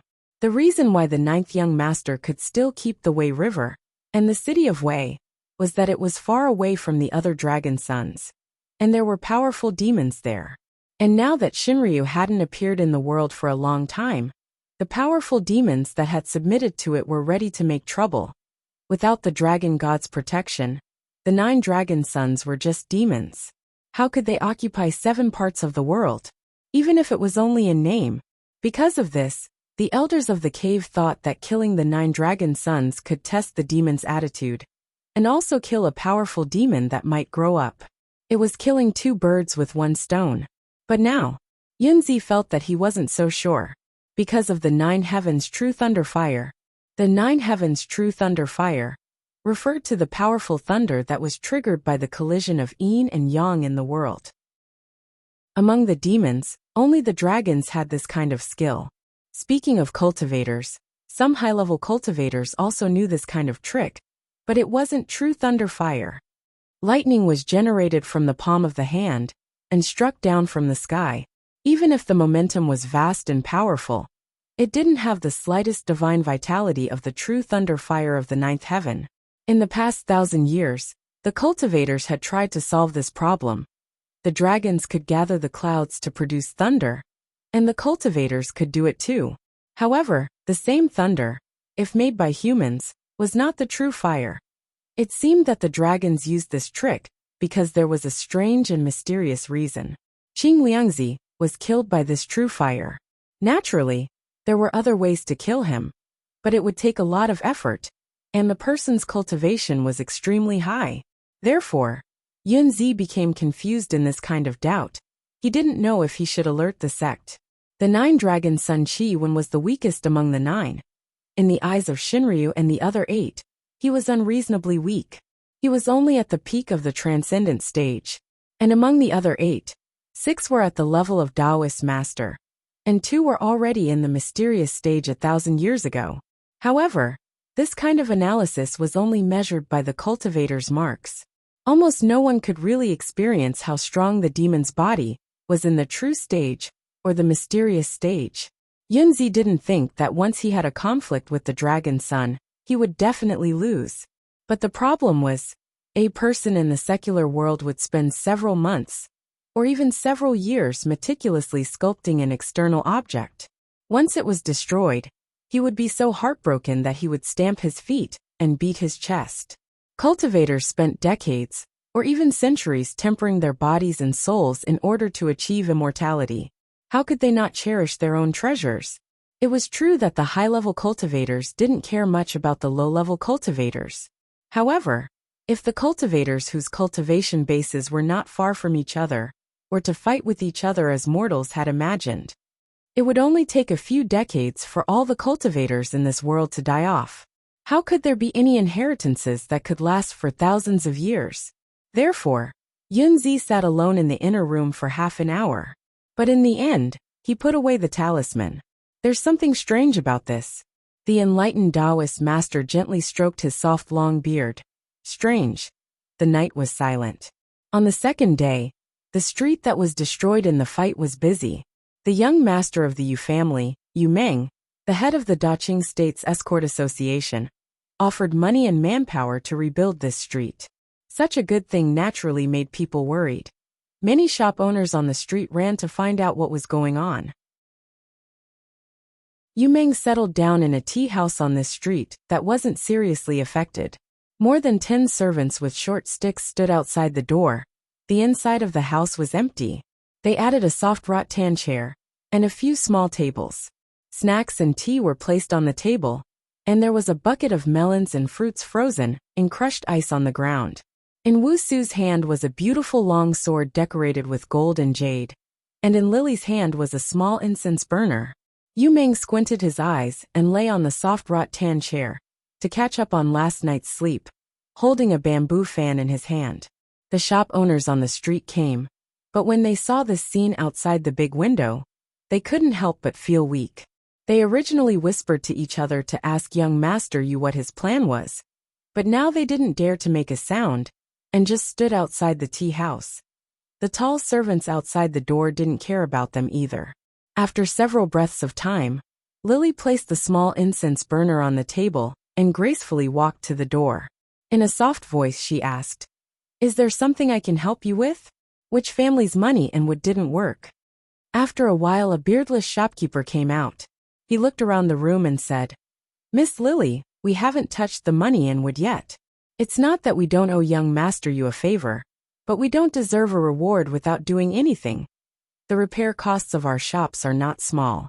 Now that young Master Yu has sent us such a good thing, it's equivalent to saving the lives of many of us. We think about it, but we can't repay him, so we feel uneasy."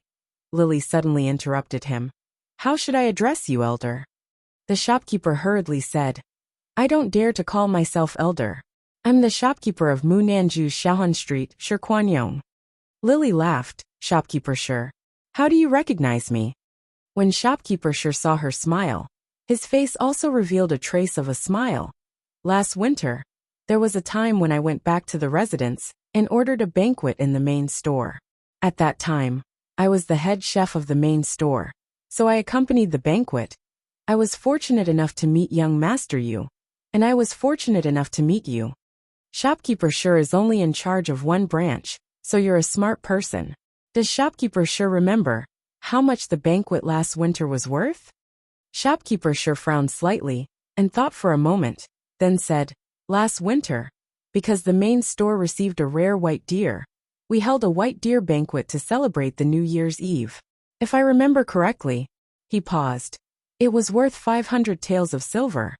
If Li Yunxin was here, he would know that according to the purchasing power of this world and his world, 500 taels of silver was worth 1 million. The crowd behind shopkeeper Shi was in an uproar. Everyone knew that the Yu family was a wealthy family in the Daqing state, but a New Year's Eve dinner, 1 million taels of silver, had already exceeded the limits of anyone's imagination.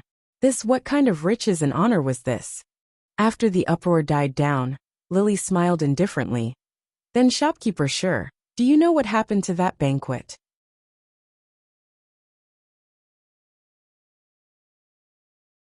Chapter 151.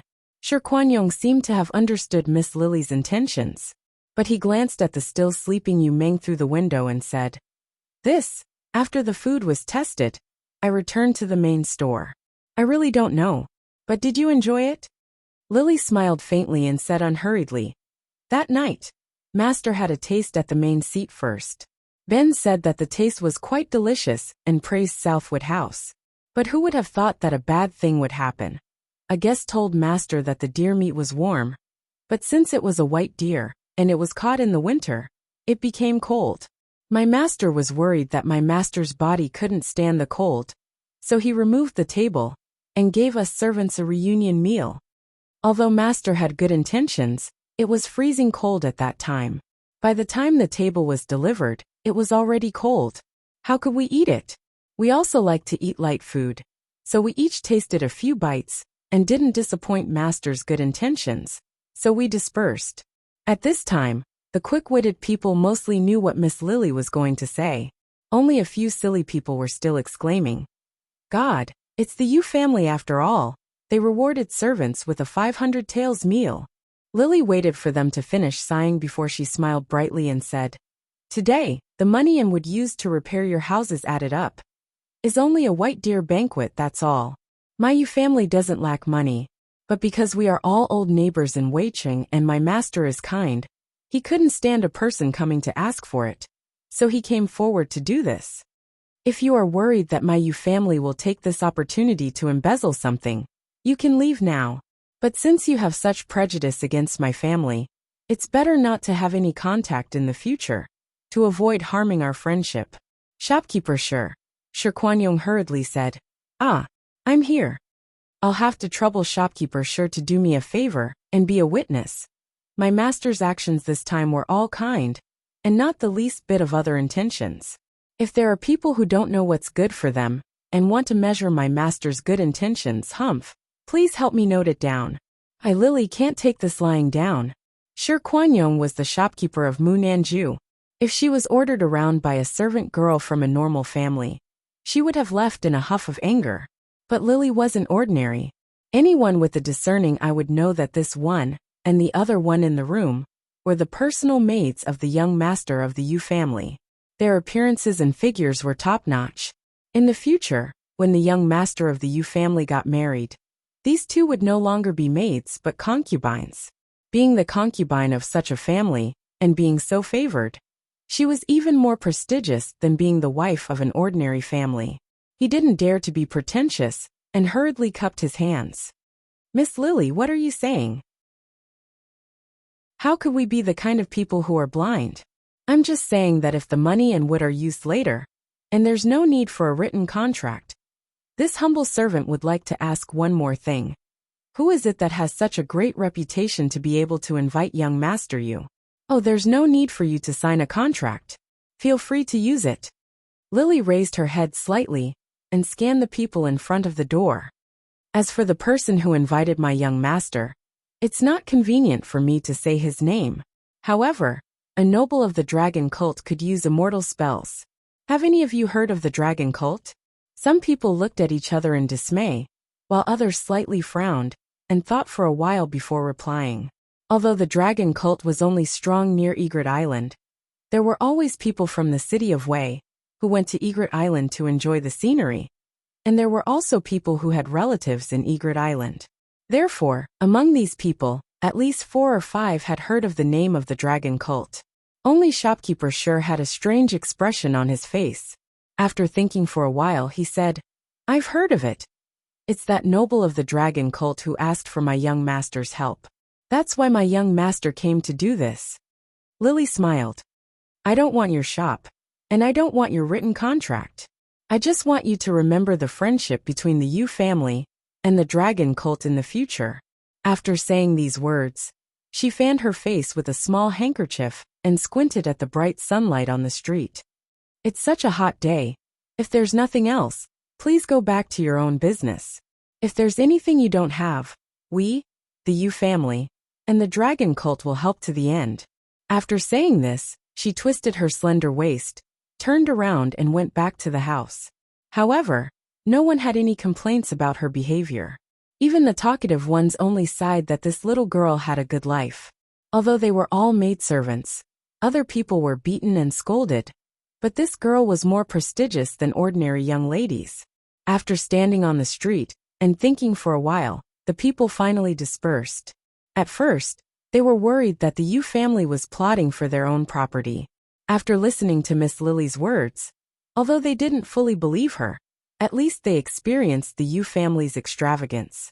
Such a big family, saying those words in front of these people today, would be difficult to regret in the future. Thereupon, for the time being, he felt at ease. While thinking about the divine dragon cult's background, he hurriedly returned home to settle down. Shi Kuanyong also cupped his hands, frowned and lowered his head as he walked away. But after 4 or 5 steps, he suddenly heard a soft voice from the window of the tea house. "Shopkeeper Shi, please wait." Shi Kuanyong looked inside the window. It was the girl who held the sword and didn't say a word, calling him in a low voice. He slowed down his pace and fell behind the crowd. Then he turned around and walked to the door. He saw the girl waving at him. "It's hot outside, Shopkeeper Shi, come in and have a cup of tea to cool off." Shi Kuanyong smiled, looked at the servant by the door and walked in. Once he entered, he felt a cool breeze, as if he had stepped back from summer to spring. Shi Kuanyong was slightly stunned.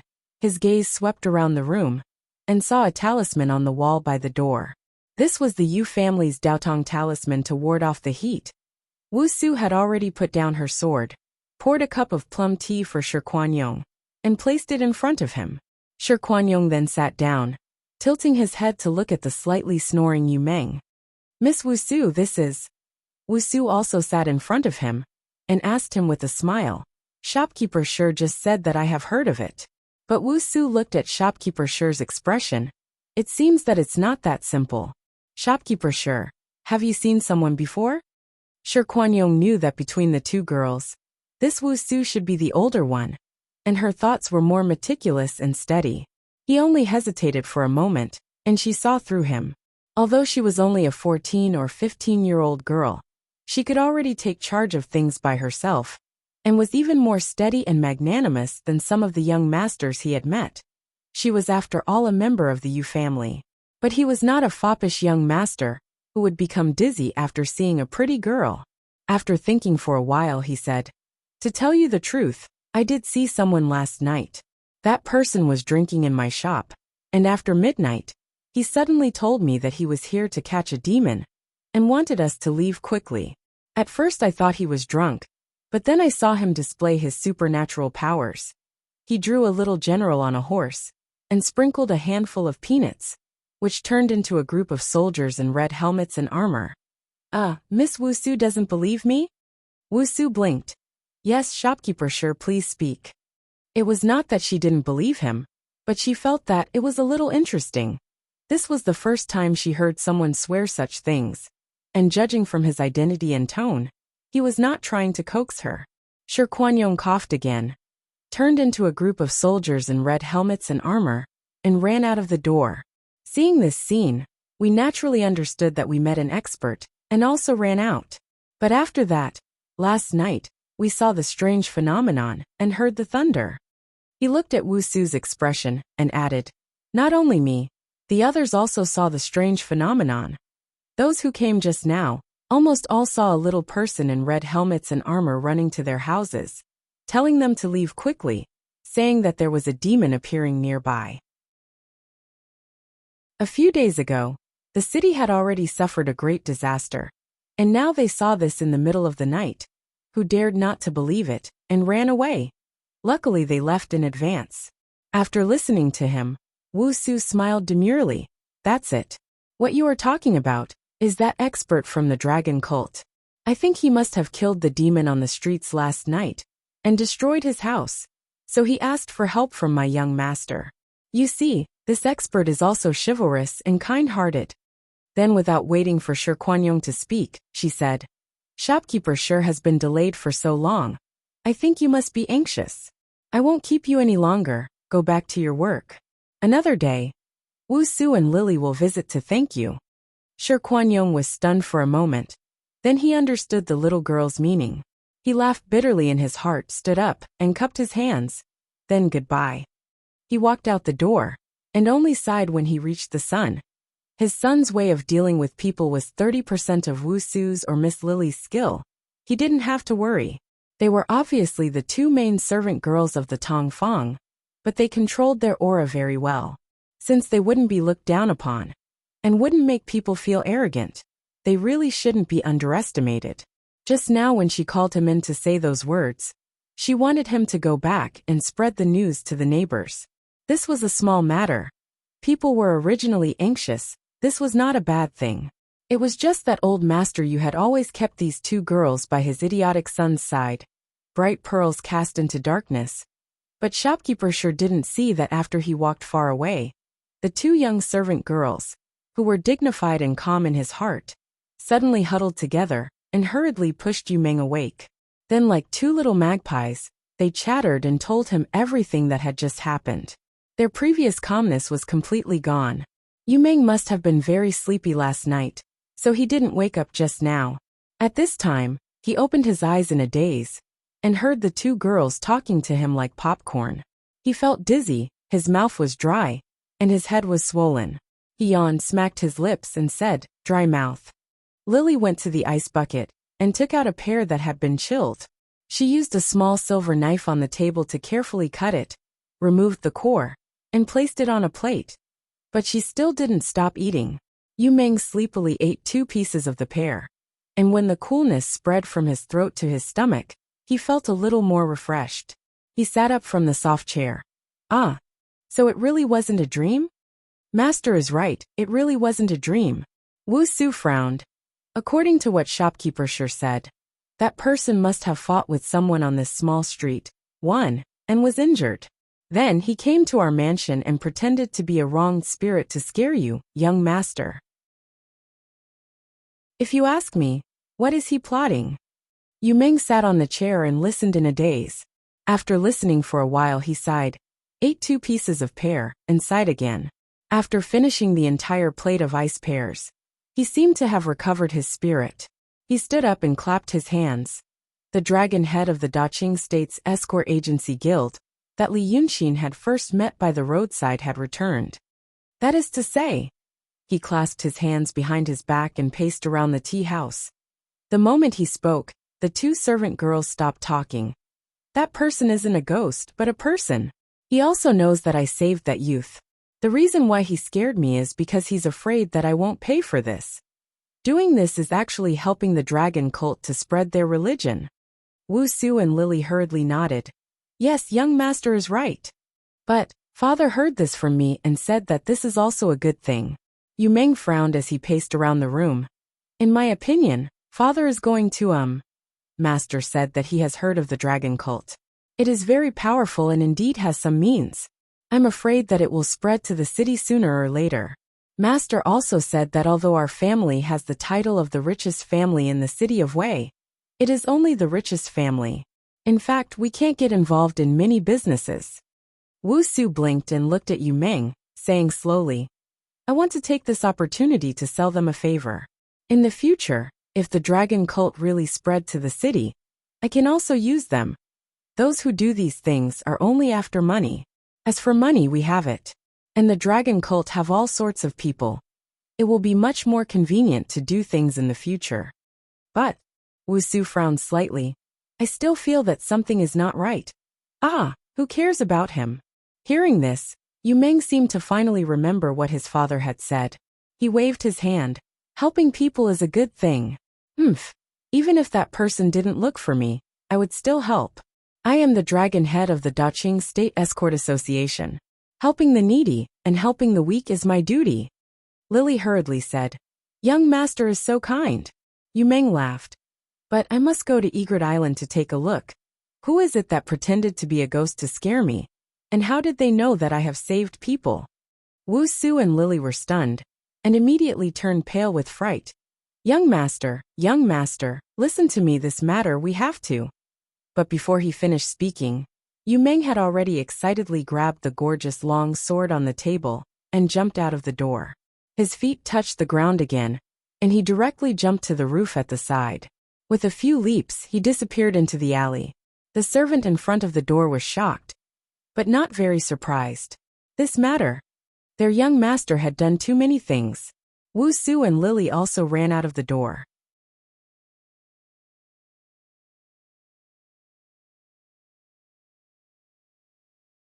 Not to mention saying these words here. Even if he said it in front of young master wouldn't be angry. Second brother Wu smiled and waved his hand. It seemed that he was very happy with his words. He then looked at Duan Lingtian.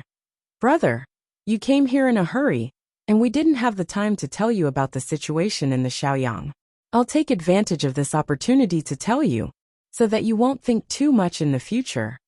At this point, the newcomer no longer argued. He only nodded, afraid that he would miss something. Second brother Wu cleared his throat, picked up a small kumquat beside him, and slowly peeled it. He said while peeling, "Young master ran away just now, why didn't we chase after him?"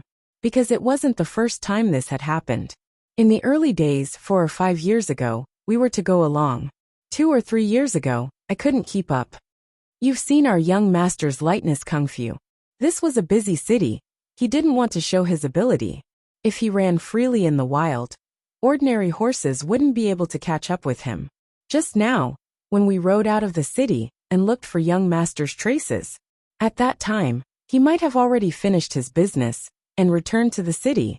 The newcomer thought for a moment and stopped talking. Second brother Wu looked at him, put the kumquat in his mouth, and chewed until it was full of juice. He wiped his mouth and said, "As for young master's sword, you want to say that young master's kung fu is to strengthen his body, which is different from the kung fu we use to beat people, right?" He grinned. "Have you heard of water-dispelling sword Lu Gongjiao?" Duan hurriedly said, "Yes. I heard that he is the world's #1 expert. His sword is impenetrable and has been famous for decades." This time, everyone in the room laughed proudly. Second brother Wu also said proudly, "Listen carefully. That water-dispelling sword Lu Gongjiao is our young master's teacher.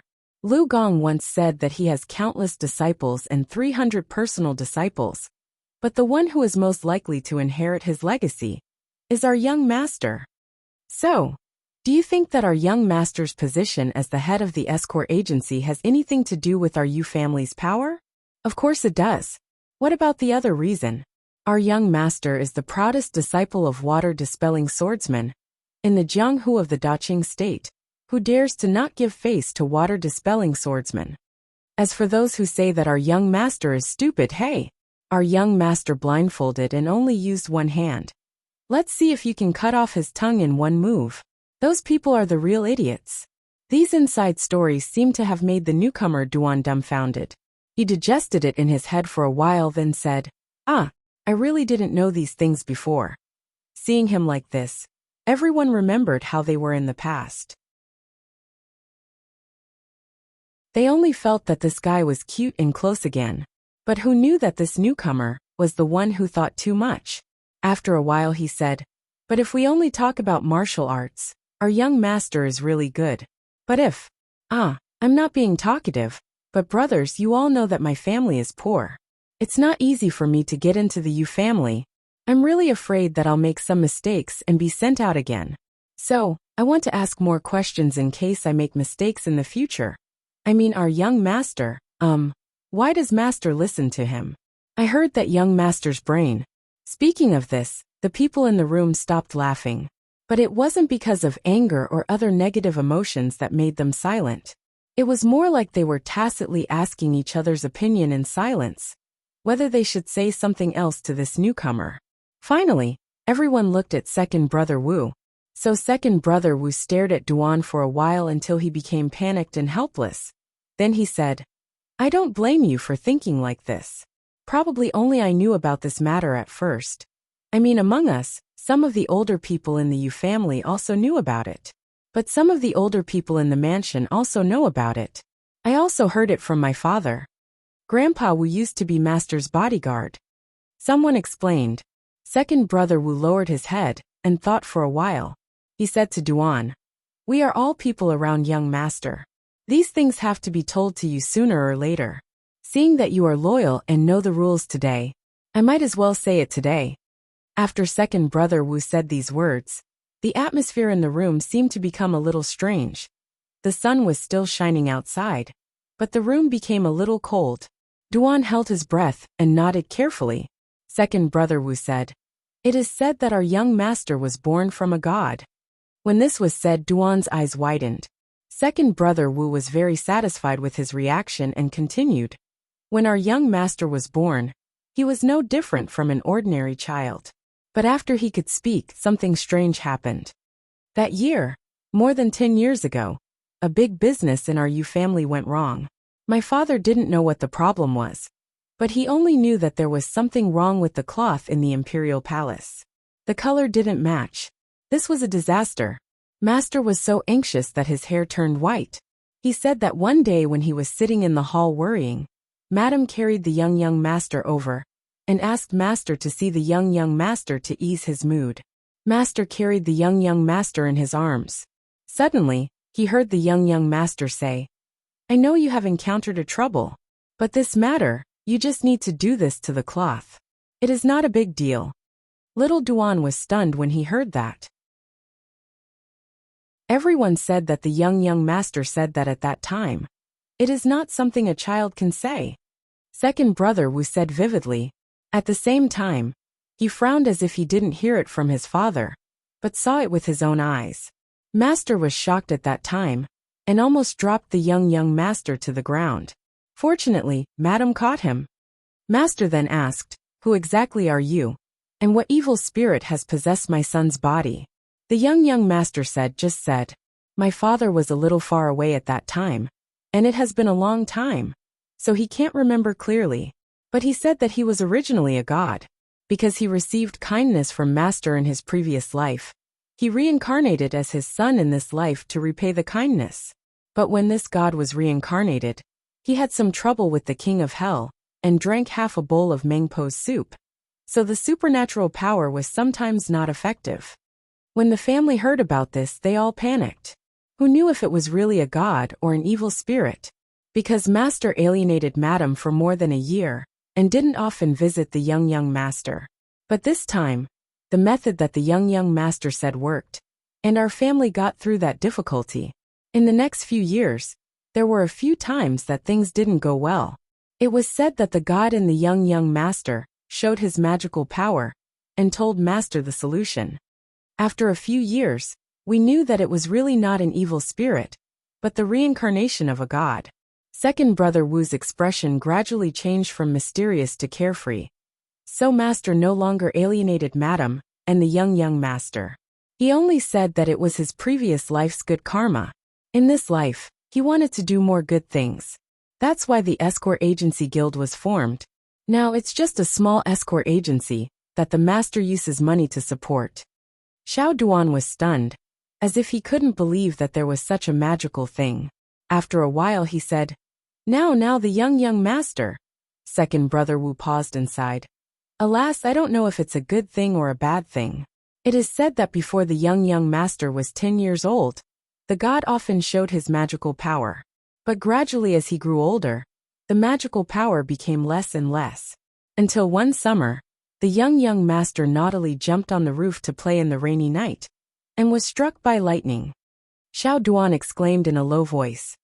"It's strange that he was fine. He just fainted and fell from the roof, and only scratched his skin." Second brother Wu said while thinking, "At that time, I was already by the young master's side.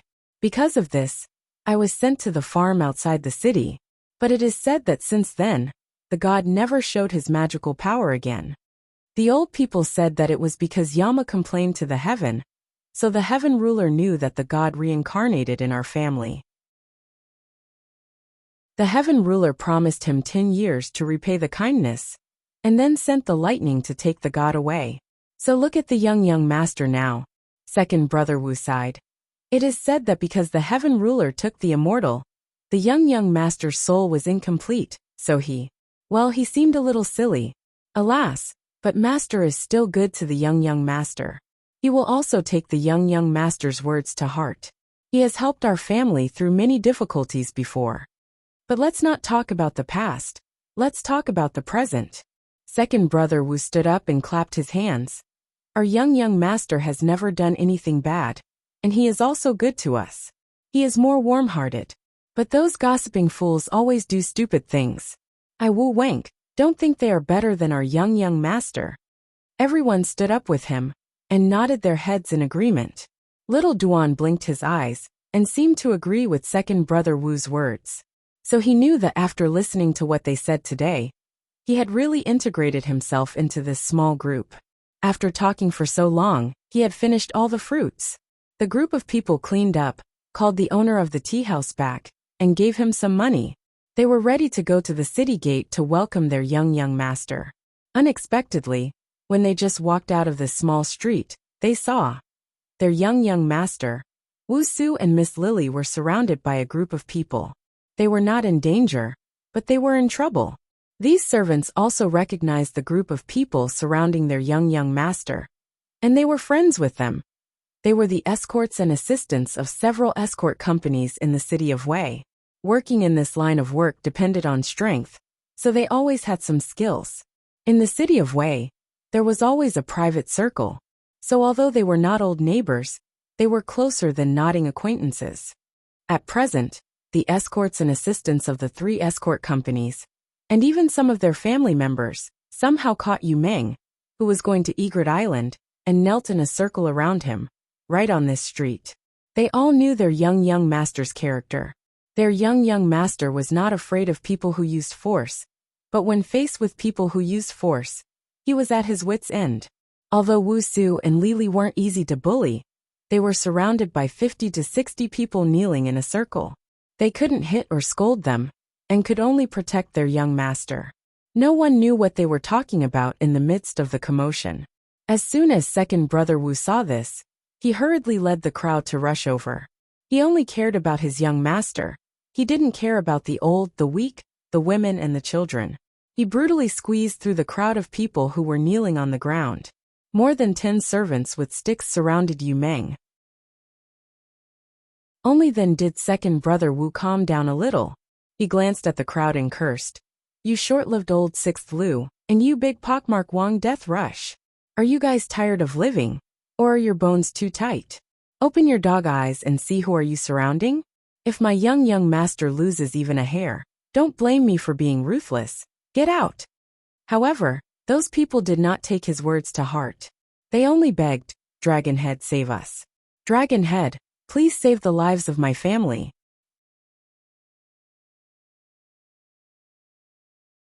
Chapter 153. The women and children in the crowd cried even louder after being scolded by second brother Wu. A few of them even tried to hug second brother Wu's legs. Seeing this, second brother Wu was confused. He had thought that these people were bullying his young master, and were here to ask for rewards. His young master had a good temper and a good heart. Everyone in the city of Wei knew that. Thus there would always be some people, whether they had something to do or not, who would kneel on the street and start crying. His young master could not stand it and quickly gave them money. He thought that it would be the same today, but now that he looked carefully, it did not seem like it. Yu Meng could not stand it either. Thus, when he was surrounded by his own people, he felt calmer. He was not afraid of what they would do to him. He just could not stand the crying and begging. Hearing this, he was at a loss and did not know how to deal with it. Only now did he calm down and finally let out a long sigh. Don't cry, don't cry. Tell me what happened. I Dragonhead am here. I will help you. Hearing this, Wu Su and Lily also sighed. At first, they were only seen by a few people, and were entangled. But they only knelt on the ground and cried for help, not willing to tell what happened. After a while, a large group of people rushed over. It seemed that they were holding these 3 people back while the others went to report. Now that everyone was here, and the onlookers on the street were all here, they were willing to talk. Such a bullying method, other than his young master, who else would not be beaten away? At this moment, the mistress of the Wanshun escort company let out a long, drawn-out wail, and threw herself in front of Yu Meng. Dragonhead, you must save my master's life. The emperor of the Li Kingdom passed away, and sealed off the border passes. He also said that my master is a spy for the kingdom of Qing. He was detained along with the goods. Hearing this, the people kneeling on the ground were even more mournful. Second brother Wu's eyebrows, which had been raised, slowly relaxed. Now he knew why these people were making such a fuss. It was not an exaggeration at all. They really wanted to save his family's life. After half an hour, he finally understood the whole story. The Daqing state and the Li state were separated by the Yi state. But the territory of the Yi kingdom was not a round piece, but a long strip. It was bordered by 6 other countries. As a result, the journey from the Daqing state to the Li state via the Yi state was not long. It would only take a month to cross over. The Daqing state was to the south, while the Li state was to the north, so there were many goods that could be easily circulated. However, only a large escort agency would dare to accept this kind of business that spanned across 3 countries. A trip to a medium-sized escort agency meant risking one's life. But if a small escort agency wanted to make a trip, it would be impossible for him to do it himself. He would need 3 or 4 agencies to work together. Just like what was happening before his eyes. The Wanshun, Quanshun and Zhaoyuan escort agencies of the city of Wei teamed up and made a trip to the state of Li. The 3 leaders followed along, afraid that something might happen along the way. He thought that this time, once he passed through the escort route and paid his respects to the mountain peaks along the way, it would be a great road with little capital and great profits. However, a few days ago, as soon as they entered the state of Li, they were detained by the Li border army along with the goods. At first, they thought that the border army wanted to take advantage of them. They could always solve the problem by gritting their teeth and paying a little bit of money. Although this kind of thing was not common, it was not unheard of. However, 2 days later, they found out the Sky Emperor of the state of Li had passed away last month. The death of the Sky Emperor seemed to be due to some internal struggle in the palace, and the news had only reached the border at this time. As a result, the border was sealed as usual, and as usual, the goods were detained. This time, the people in the escort agency knew that a disaster was imminent. The death of the emperor was the time when the military was the most vigilant. All possibilities could become reality at this time. For example, there were contraband goods hidden in the carriage from the neighboring country, or they were not escorts at all but spies. This extremely sensitive time, where they would rather kill 100 people than let a single one go by mistake, was always the time when the border army made a fortune. Almost no one would be investigated after the incident, because it was all because the generals were too loyal to protect the country. After many difficulties, someone finally released a carrier pigeon, and after many obstacles, the news was sent back to the escort agency. The 3 agencies were not the only ones that were detained.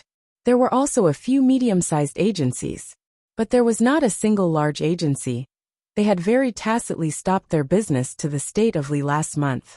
Those medium-sized agencies always had channels to enter the gate of the Yu mansion and ask to see the Lord.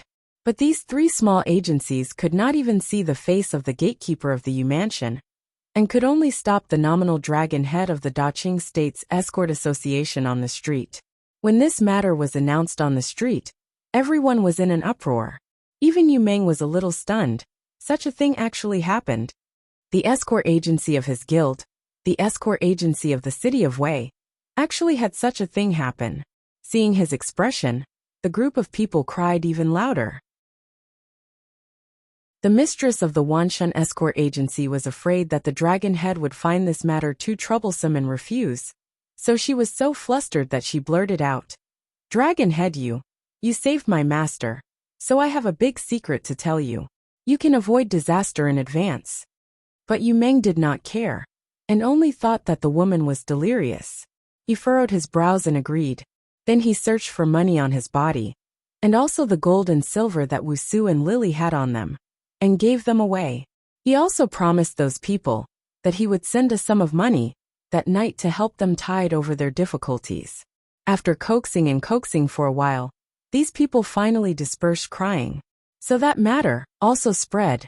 The heavenly emperor of the Li state had passed away. But when almost everyone's attention was focused on the death of the heavenly emperor, there was another person, standing under a tree on the street, raised his eyebrows. He was concerned about the words of the woman. "Dragon head, you saved my master. I have a big secret to tell you, so you can avoid trouble in advance." This sentence was very interesting, since the group of people knew that the fool Yu Meng was easy to bully, and knew to use this method to beg him. It seemed that they had no way out. The words of a person who had no way out were more trustworthy. This woman said this. Her man was detained by the Li State's border army, and there was a high chance that he would be beheaded. This was a first-class disaster. But then she said another disaster that seemed to be even bigger than the matter of her man dying. It sounds really curious. Li Yunxin held a piece of watermelon in his hand and said softly, he really had nothing to do today, and his heart was not very comfortable.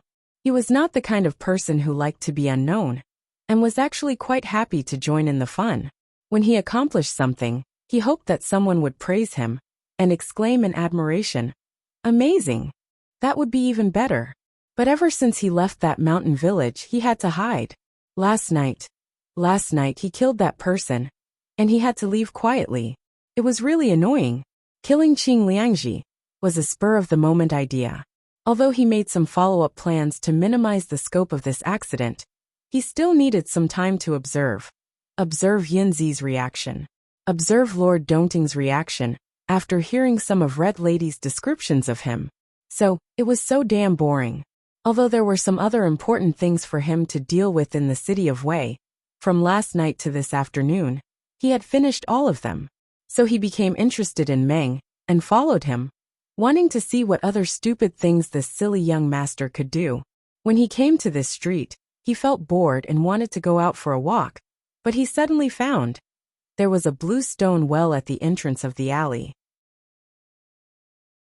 And the family at the entrance of the alley thought of a good business because of this well. They bought some watermelons, packed them in clean baskets, and hung them into the well.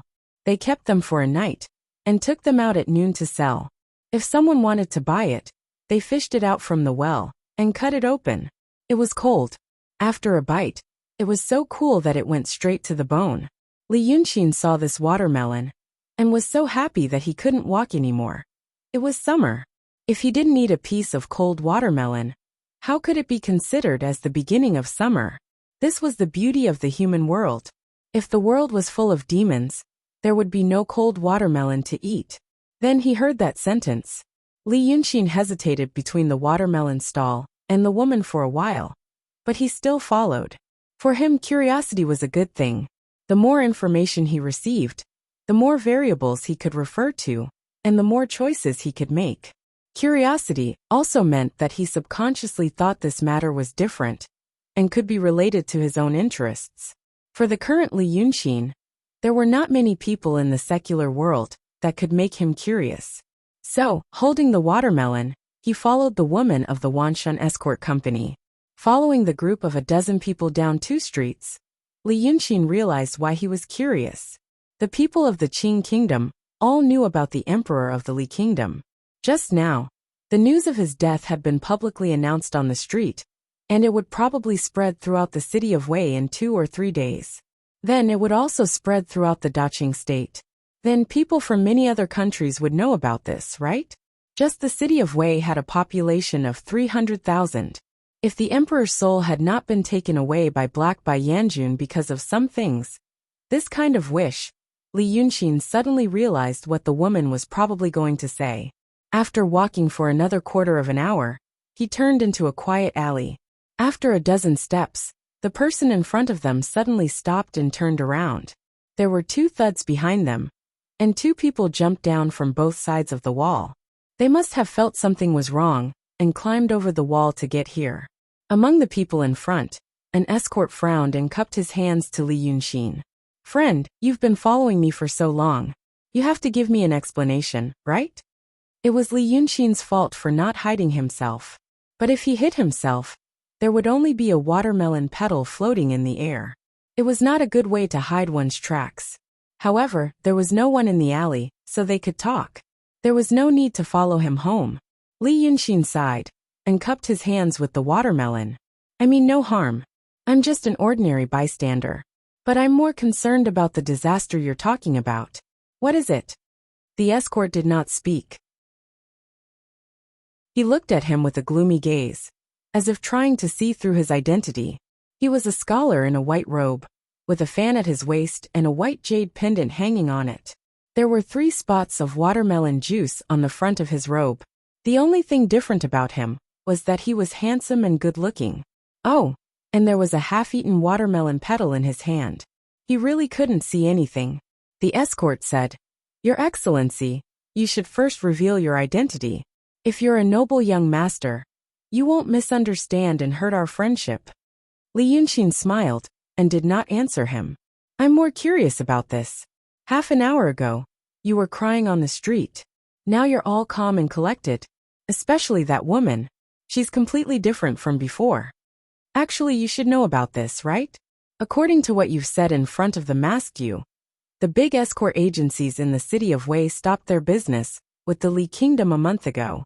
The emperor of the Li Kingdom passed away a month ago. I think those big escort agencies must have someone in the Li Kingdom's court. They must have told them in advance and stopped their business. If those escort agencies know about this, the Yu family should know even more.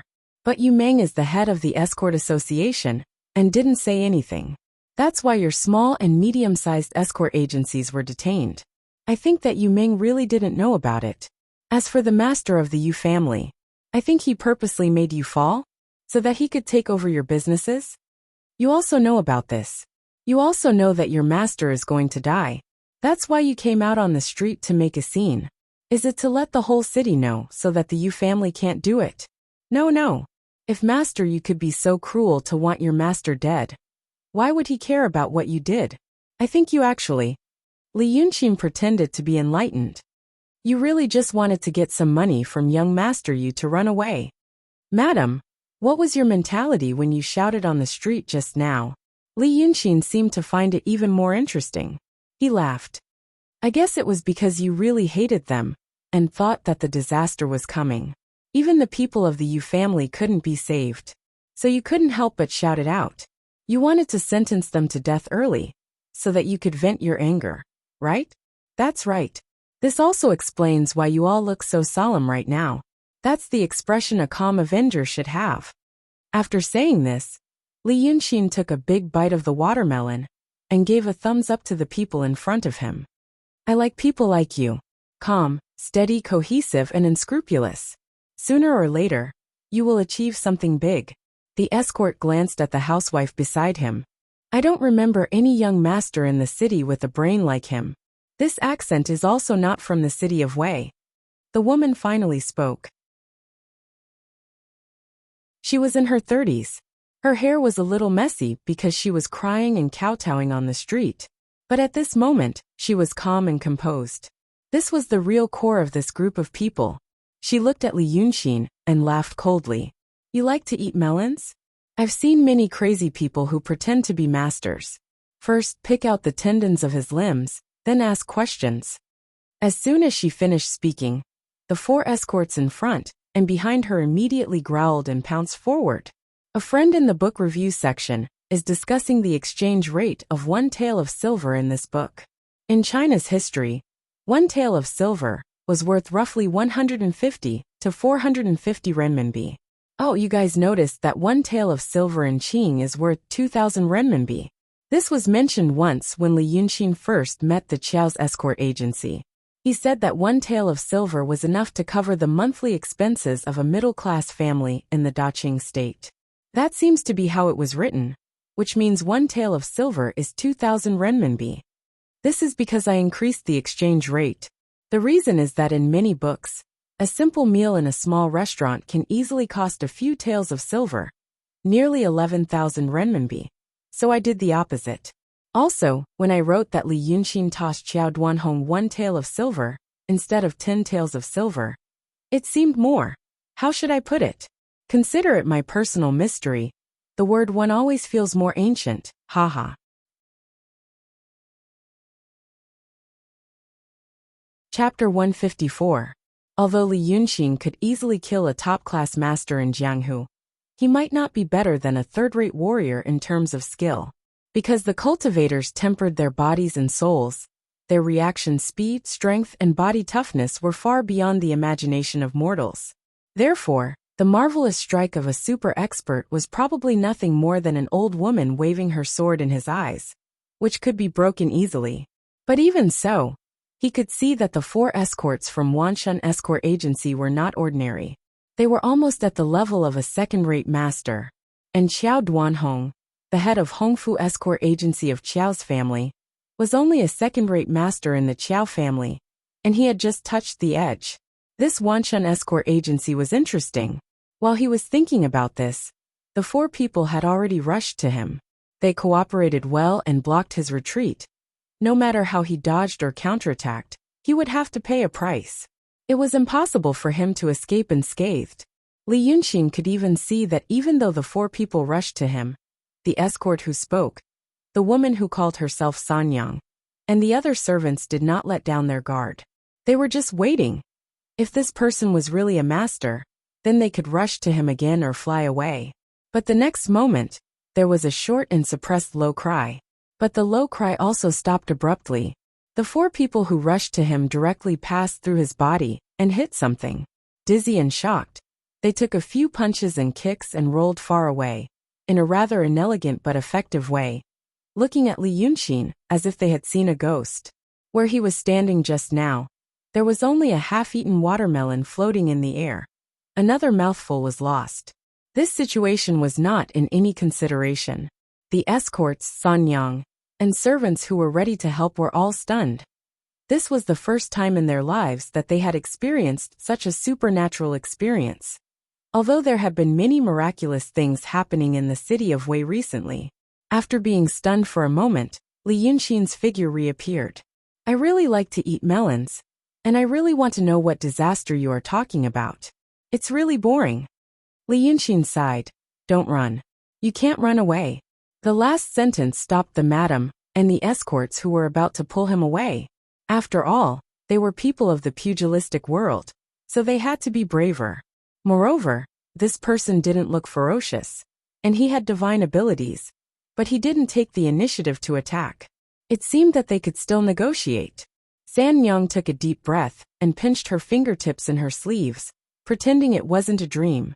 His teeth chattered as he asked, Your Excellency, who exactly are you?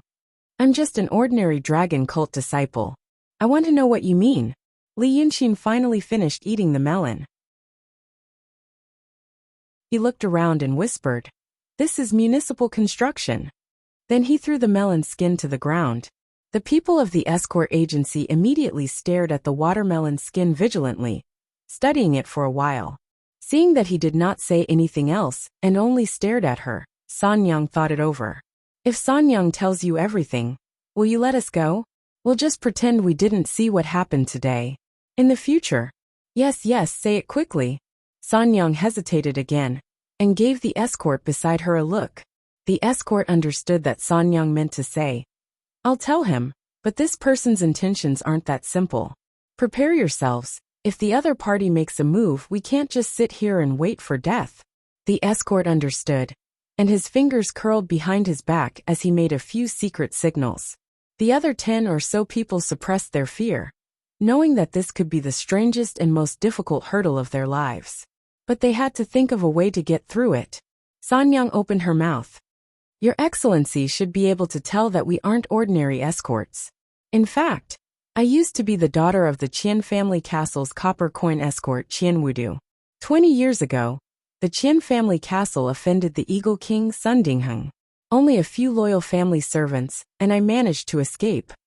As she said this, she observed the young man's expression without batting an eyelid. The other party's expression did not change. Sanyang's heart sank slightly. There was no one in Jianghu who had not heard of the Eagle King Castle's destruction of the Qian family castle. They should also be aware of the carnage that the descendants of the Qian family castle would cause in Jianghu. But he remained calm and collected. This meant that the other party already knew about this. Who had invited such an expert to come here? 20 years later? Sanyang gritted her teeth and continued. After that, I changed my name and married Wan Tongda of the Wanshan Escort Agency. All these years, I've never been involved in Jianghu matters. Some of the people around me are descendants of the Qian family, while others were loyal servants who escaped with me. All these years they slowly came to the agency. The master didn't know about it. This time, when the master got into trouble, I was anxious, but I knew that he couldn't be saved. I also know what Your Excellency said before. This was a vicious scheme by the big escort agencies and the Yu family. It was to annex us. Among those who went to the Li Kingdom was a former loyal servant of the Qian family castle, an expert in the art of flying pigeons. This time, he risked his life to spread the news. So Your Excellency is right. We only wanted to swindle some money from young Master Yu. When the money arrives tonight, we will leave immediately and never return to the city of Wei. She carefully looked at Li Yunxin. Of course I will remember this grudge, but whether or not I can take revenge, I am a weak woman, and I still have a child at home. I have my own considerations. After saying this, she only looked at Li Yunxin. But Li Yunxin waited for a while, blinking his eyes. Huh? Friend, I'm asking, what is the disaster you mentioned? Not your family's business? As soon as he said this, Qian Sanyang and the escort exchanged glances. This person was difficult to deal with. What Sanyang said just now was half true, half false. And this person didn't seem to believe it completely. So she asked about the disaster. She was trying to beat around the bush. Qian Sanyang took a small step back and said in a low voice, as for the disaster, the messenger pigeon said that there seemed to be a battle between strange beasts at the border of the Li Kingdom. The battle was chaotic, and 3 villages were destroyed in a row. This happened before we were detained by the carriages last month. Then, I heard that the strange beasts went south, entered the Yi Kingdom, and destroyed another 11 villages. The person who sent the letter said it was possible that they would enter the Qing Kingdom. Li Yunxin was stunned for a while, then frowned. Strange beasts? Qian Sanyang thought for a while, then said with some hesitation. The messenger pigeon said, the victims of the disaster said, it was demons. As she said this, she waited for the young man to burst into laughter. The other party would definitely think that she was evading. After all, this kind of thing was too unimaginable. When she said on the street that there was a disaster coming, she was indeed talking about this. But it wasn't like what this young man said, that he didn't believe it and shouted it to vent his anger. In fact, it was because he didn't believe it that he wanted it to come. Who would have thought that after hearing this, the young man would fall silent? Previously, his expression was indifferent, as if he was just asking about something fun. Qian Sanyang knew that it was because his martial arts were extremely high, and he had some kind of special skill. He was toying with them like a cat toying with a mouse. And now his silence was not a good thing. The other party was confirming what she had just said. The so-called wanting to know what the disaster was definitely an excuse. Perhaps he was still delaying them, waiting for their pursuers, for reinforcements? Or perhaps the Yu family's plot this time was because they had discovered her identity, and it was completely targeted at them? Thinking of this, Qian Sanyang's body suddenly broke out in a cold sweat. They really seemed to have reached the end of the road. She turned her head and glanced at the escort beside her. After being together for so many years, they had long since understood each other's intentions. The escort saw the determination in Qian Sanyang's eyes. They had fled for so long, concealed their identities for so long, and now they had fallen into such a situation. Even if he were to die this time, he couldn't die in obscurity like a scoundrel. The escort took a deep breath and clenched his teeth. Then his fingers, which were hidden behind his back, quickly changed their movements as he issued a few commands. The alley was instantly overflowing with murderous intent. At this moment, Li Yunxin raised his head and smiled at Qian Sanyang. I understand. All right, thank you very much for today. Then with a flash of his figure, he disappeared from where he stood. He was going to make his move. Thank your grandma. The escort roared, his pair of eagle claws pouncing on the spot where Li Yunxin had just been standing. Behind him, Qian Sanyang's hands crossed, and the sky was filled with copper coin darts, covering every corner where that person could possibly be hiding. The other dozen or so servants all gave up their lives, and with expressions as if they were ready to die, they summoned all the energy in their bodies and threw themselves at the same spot. Li Yunxin stood on the other side of the alley on the roof, watching these people, and sighed helplessly. He really just wanted to ask what that disaster meant. But now, he had already left the alley for a quarter of an hour. The dozen or so people from the Wanshan escort agency were still cautiously retreating to the other side of the alley on guard. "As long as you're happy," he muttered, and flew straight to the north of the city.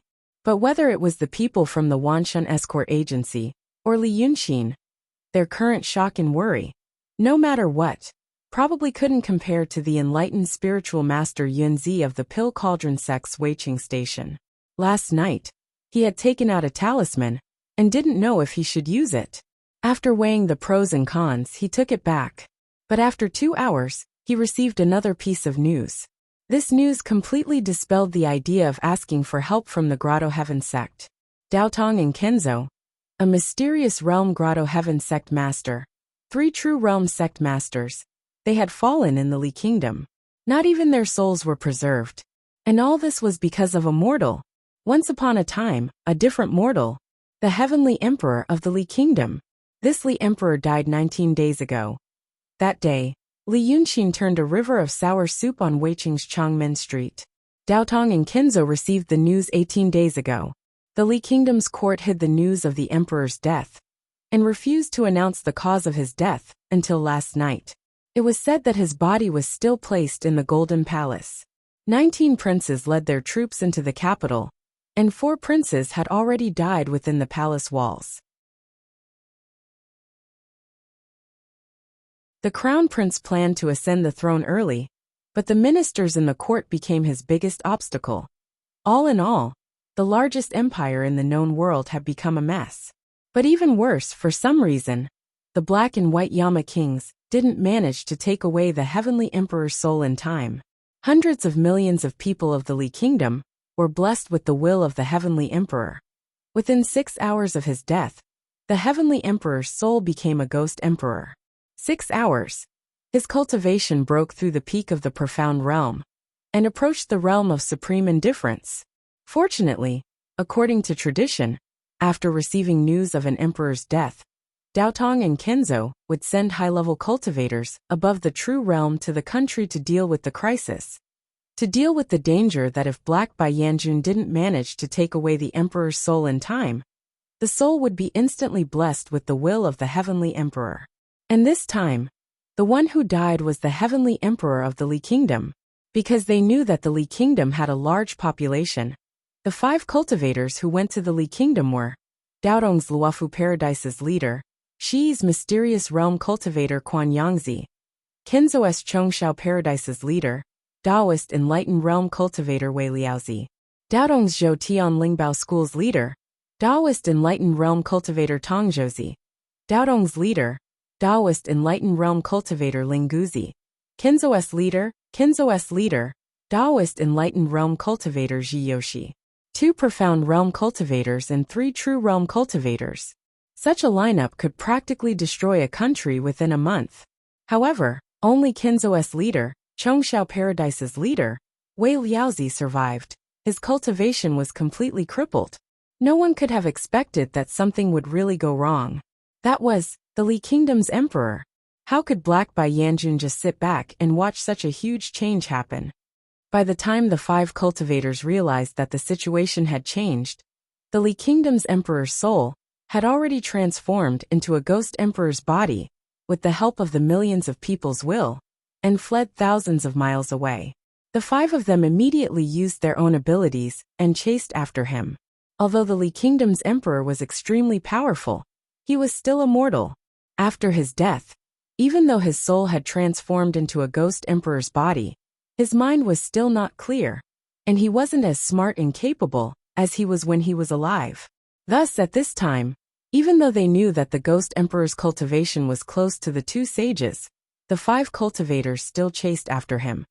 If he escaped and went somewhere else, after a few days, he would regain his consciousness and understand some Taoist techniques.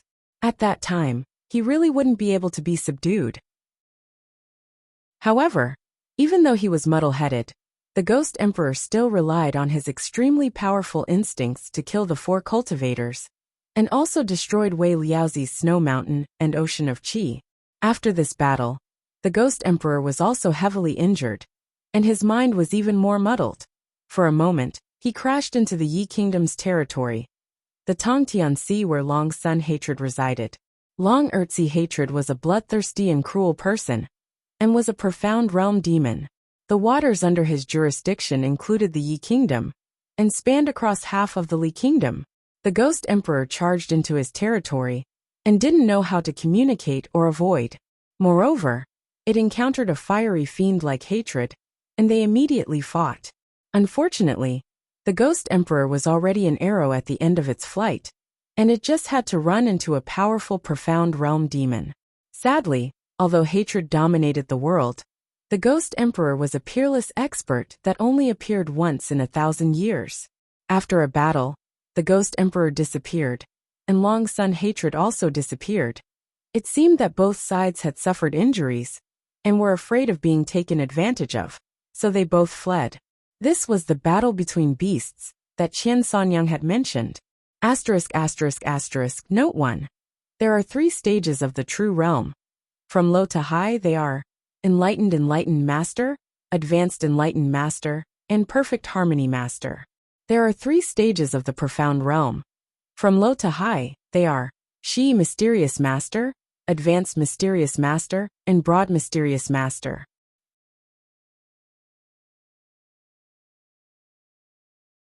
Chapter 155. But even Li Yunxin probably didn't know better than Yunzi how serious this matter was. This was the first time in the last 500 years that a true realm cultivator died in a battle between Daotong and Kenzo, 3 at once, and 1 at the profound realm. And this was the first time in the last 1,400 years that the soul of an emperor was infused with the power of will, and became a Ghost Emperor. What the cultivators had been worrying about for thousands of years had finally become reality. Even if they were prepared, they still felt fear in the face of such a tragic result. But the cultivators couldn't think of a better way to solve this problem. Because of the social environment and the limitations of productivity, there seemed to be no better way than an emperor ruling the world. In order to avoid something like the Li Emperor, Daotong and Kenzo had always avoided the appearance of an even more powerful unified dynasty. The Li Kingdom was already the limit they could accept. But now, it seemed that this limit needed to be changed again. But no matter how much it changed, there must be an emperor. The cultivators of course didn't want an emperor. In fact, every mortal emperor was a terrifying demon in reserve. But the Devis, when they first passed down the Heavenly Heart technique, they wanted the cultivators of Daotong and Kenzo to shepherd the people and protect humanity. A long time ago, some people thought that this was a high-sounding statement, just like how the emperors of the mortal world demanded their officials to be honest and upright. And so they tested the law. Because of their personal interests, they caused the world to be in turmoil. More than 10 countries were at war for hundreds of years. Tens of millions of people lost their homes, and millions died in the chaos. And so in the next 1,000 years, there was no news from the Devis. In that era, the techniques of Daotong and Kenzo hadn't been completely passed down, and many of the more profound Heavenly Heart technique still awaited the Devis divine revelation. And so in that 1,000 years, the cultivators' realm stagnated, and there were many high-level cultivators who reached a bottleneck, but couldn't find a way to break through, went mad and died. That extremely severe punishment almost severed the inheritance of Daotong and Kenzo. It wasn't until 1,000 years later, when the world's population gradually recovered to the level before the war, that the Devis revelation came again. Thus, the cultivators knew that it wasn't a joke to shepherd the people and protect humanity. Thus, from then on, cultivators might have killed mortals in private and committed crimes, but no one dared to cause a large-scale upheaval. Hundreds of years ago, the Daqing state attacked the Yi dynasty because the emperors of the Yi dynasty were muddle-headed, and the people had no way to live. Moreover, Emperor Yi offended Daotong and Kenzo. Then the heroes of the country rose up, the cultivators just followed the trend of the world. The celestial beings needed the world to be prosperous and have a large population. They didn't even care if one person killed hundreds, thousands, tens of thousands, or hundreds of thousands of people. As long as the foundation of this world was not harmed, and the general trend of the world was not hindered, they would not personally punish some people. Therefore, there must be an emperor. In fact, the cultivators were not only worried about the emperor. Li Yunxin once asked Ling Kongzi a question that cultivators would also ponder over. The soul of an emperor was instantly turned into a demon when it was infused with the power of wish. As for the famous great demons in the human world, such as Dragon Sun and Hatred, who in the mortal world didn't know that they were incomparably bloody and cruel monsters? In many places, when a child cried at night, they only needed to say that hatred was here, and the child would immediately stop crying. Such great demons, when the population of the world increased in the future, would become tyrannical like the Ghost Emperor. Human cultivators had limited talent in cultivation. Although their numbers would gradually increase, the future was predictable. However, those demons, connate great demons, postnatal great demons, and great demons born from the power of wish would all flourish with the prosperity of humanity. Yunzi knew the thoughts of the two sages and the high-level cultivators. This time Lu Ling killed Dragon Sun, but it was actually a test. That Geo-Dragon Sun wasn't particularly powerful, but its identity was extremely special.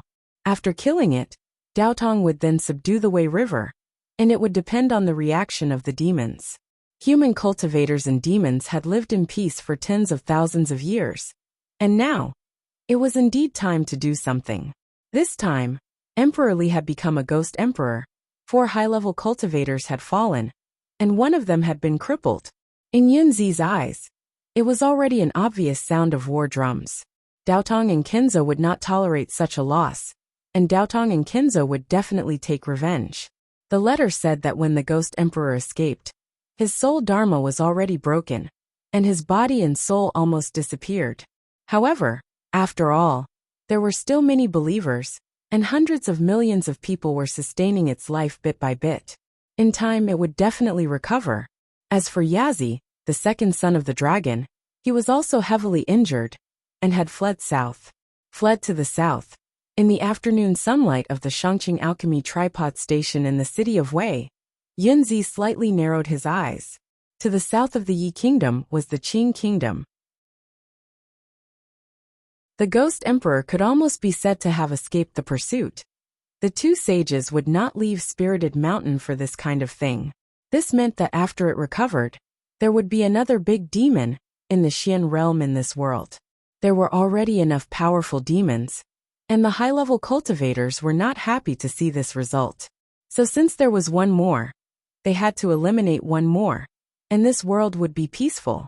For example, that Dragon Sun Hatred who was injured and weak.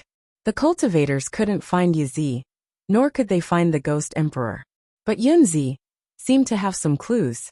For example, the person who killed Qing Liangzi last night. For example, the dragon cult. This was a miraculous skill.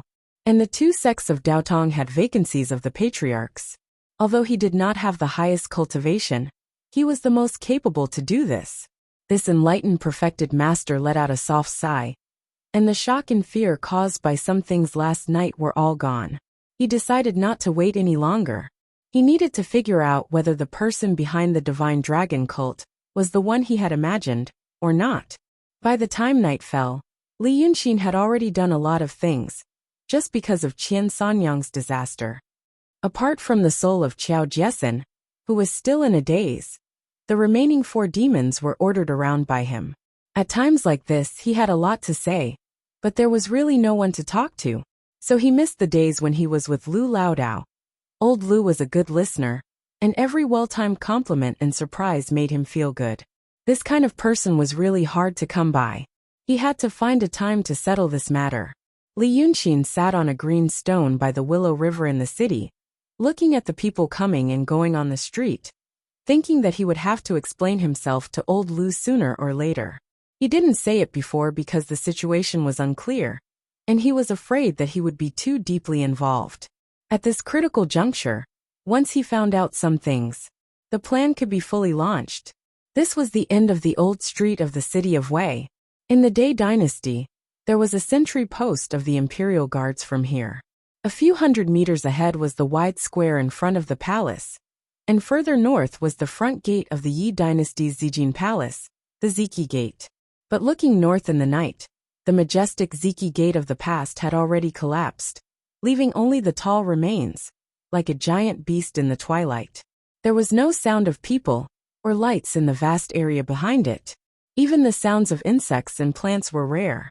This was because after the city of Wei was attacked and the Zijin Palace was burned down, the masters of Daotong and Kenzo set up a formation here to trap the resentment of the dead in the palace in one place, and use the yang qi and earthly qi of the city of Wei to slowly dispel it.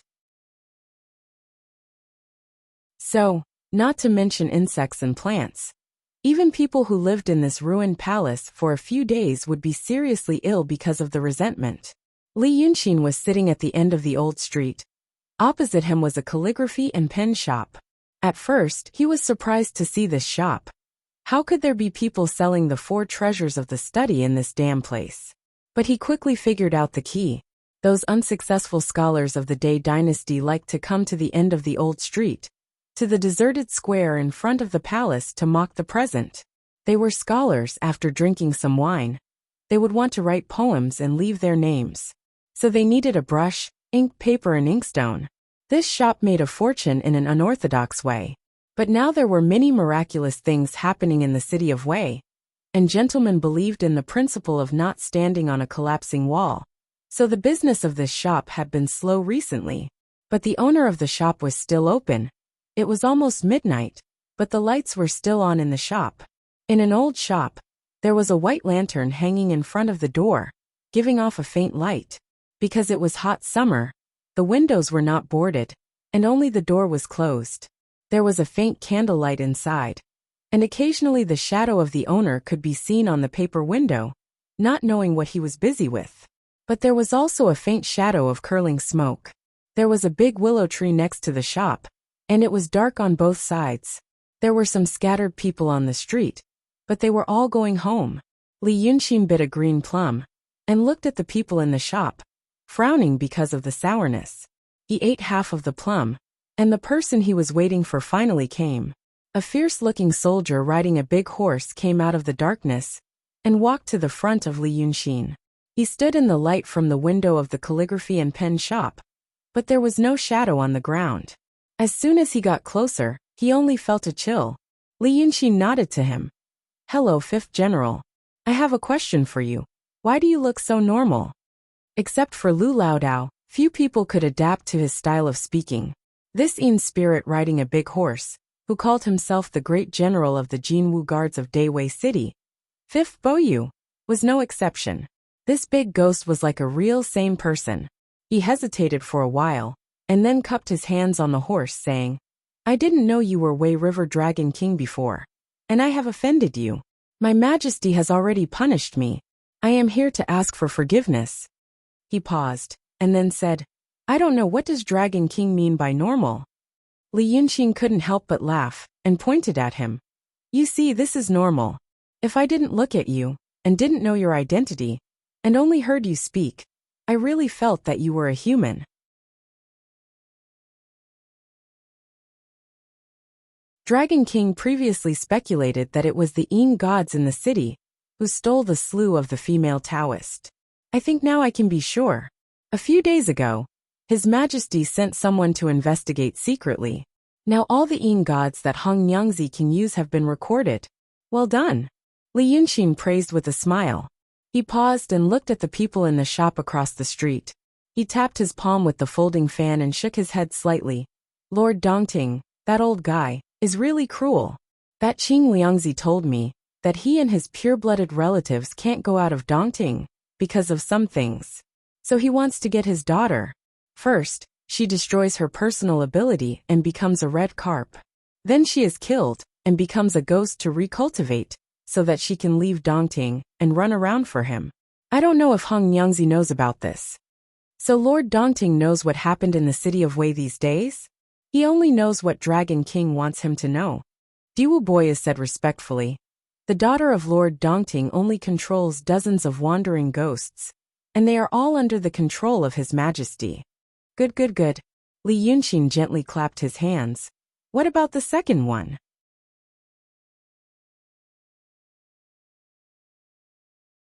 Chapter 156. Secondly, it's about the beast from the Li Kingdom. Diwu Boyu paused slightly.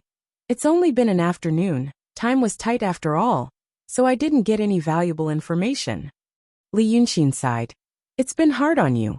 I can understand. Tell me what you've heard. Yes. In the afternoon, I captured some souls from outside the city. Some from the Fu Kingdom, some from the Li Kingdom. They've been dead for more than 10 days, and their minds aren't very clear. I don't know why they weren't seduced by the Yama King. After asking carefully, I found out it wasn't a beast. It's about the Li Kingdom's emperor. This second took a little longer to explain. Li Yunxin listened quietly, waiting for Diwu Boyu to tell him everything he knew. He stared at the ghost of the Jinwu guards for a while, not saying a word. The ghost general felt a little uncomfortable under his stare, cupping his hands. Dragon King, please forgive me. Time is really tight plus. I like you too much. Why don't you come and help me? Li Yunxin shook his head, letting out a long breath. Your information isn't worthless, it's too valuable. If you come and work for me, when I become the king of Shinryu, I'll give you the title of Fubo Great General. How about it? Commanding 100,000 people of My Way River. Isn't that cool? Diwu Boya solemnly saluted. Dragon King, please don't make fun of me like this. I'm loyal to His Majesty. I won't be disloyal. Li Yunxin sighed with regret. She counted on her fingers and scolded. Your Majesty is clearly not as handsome as I am, nor is he as smart as I am. Yet he has such an efficient, low-key and loyal general like you. My subordinates are so amusing. Sigh, forget it. We'll talk about this later. He was silent for a while, then another pacing back and forth, his expression slowly becoming solemn. He was digesting the information Diwu Boya gave him. Although it wasn't as detailed as what Yunzi knew, the combination of words like Emperor of Heaven, Power of Will, Cultivator, and Hatred was enough for him to infer the information he wanted to know. Last night, he used the Nine Heavens Thunderfire to kill Qing Liangji. Originally, Lin Luoran planned to see Yunzi's reaction and lead the trouble to Dongting, who knew that Yunzi's reaction was beyond his expectations. It was as if he was frightened. He vaguely guessed some things, but he wasn't sure. Until today, when he saw that Yunzi had not taken any action, he felt that something was wrong. And now, after listening to what Diwu Boya had said, he finally couldn't help but sigh with emotion. It seemed that good fortune was really looking after him from the unseen world. It allowed him to hear about the calamity that Qian Sanyang had mentioned, and pay attention to investigate, and even let this ghost general investigate. He killed Qing Liangji. It was an impromptu move. From the looks of it, it was the right time to kill them. If his guess was correct, if that Yunzi was indeed an intelligent person, the kind of intelligent person who was far more intelligent than the average intelligent person. At this moment, he would suspect that the one who killed Liangzi last night was Long's son. However, it was not the ninth dragon's son, but the second son, Hatred. Smart people all have a common characteristic. They think too much. Only by thinking too much would one notice more clues and be able to understand the general trend from a small clue. For example, under the known premises of Qi Wen is dead, Qing Liangji was killed by the Nine Heavens Thunderfire. Only dragons have this ability, dragon cult, and Hatred is seriously injured. Smart and bold strategists will infer an amazing possibility. It was the second son, Hatred, who killed Qing Liangji that night. The second son, Hatred, was seriously injured. He knew that he had made too many enemies in daily life, so he fled to the waters under the jurisdiction of his ninth son. After all, there was the power of the divine dragon here. Ordinary demons were not willing to occupy this not-so-vast water, nor were they willing to provoke the wrath of the divine dragon.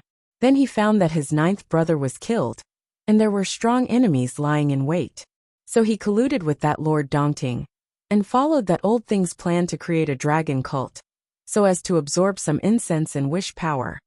The dragon cult worshipped Dragon Sun Chi-Wen, and hatred also had to take up the name of Dragon Sun. Li Yunxin thought for a while on the spot, and raised his head to look at Diwu Boyu. His heart moved, and he told him all these ideas. The ghost general had some difficulty listening, so Li Yunxin stopped and explained some key points to him. After explaining everything clearly, he asked him, "What do you think after hearing what I said?" The ghost general was silent for a while. The Dragon King has deep plans and foresight, but ordinary people may not think like the Dragon King. Ordinary people will have doubts and will want to solve the problem. However, the direction of this consideration will also rely on common sense as much as possible, and not a strange plan. After all, this deduction of the Dragon King is somewhat one-sided. Li Yunxin shrugged. "If you were Yinzi, what would you think?" The ghost general was silent for a long time this time. In the end, he said honestly, "This general can't think of anything. I can only ask around and try my luck, or have a good talk with that Lord Dongting, or directly destroy the dragon cult." Li Yunxin curled his lips. "Asking around will expose you to the enemy's vision, and you will be killed by them. Have a good talk with Lord Dongting? How do you know that all this is not because the other party wants you to do this? So they came up with this to force you to submit. Directly destroy the dragon cult? Humph, stupid to the extreme."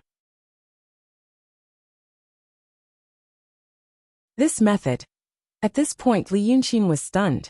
After a while, he clapped his hands. "I said I like you." He felt that his brain had been enlightened. The original plan was to lead Lord Dongting, Yunzi, and Bai Yunxin into a three-way fight. However, the death of the emperor of the Li Kingdom tens of thousands of miles away had disrupted his plan. But because of this ghost general Diwu Boyu's words, he felt that he had some other plans. So his mood improved a little. With a swipe of his hand on the fan, he took out a green plum out of nowhere and took a bite. The ghost general stood in the night like a black iron statue. Seeing him like this, he hesitated for a while and asked, "If it's sour, why do you still eat it?" "Because the mouth has no taste." Li Yunxin thought for a while, then asked, "What's the third matter?" Because of this sentence, Diwu Boyu's face showed a strange expression.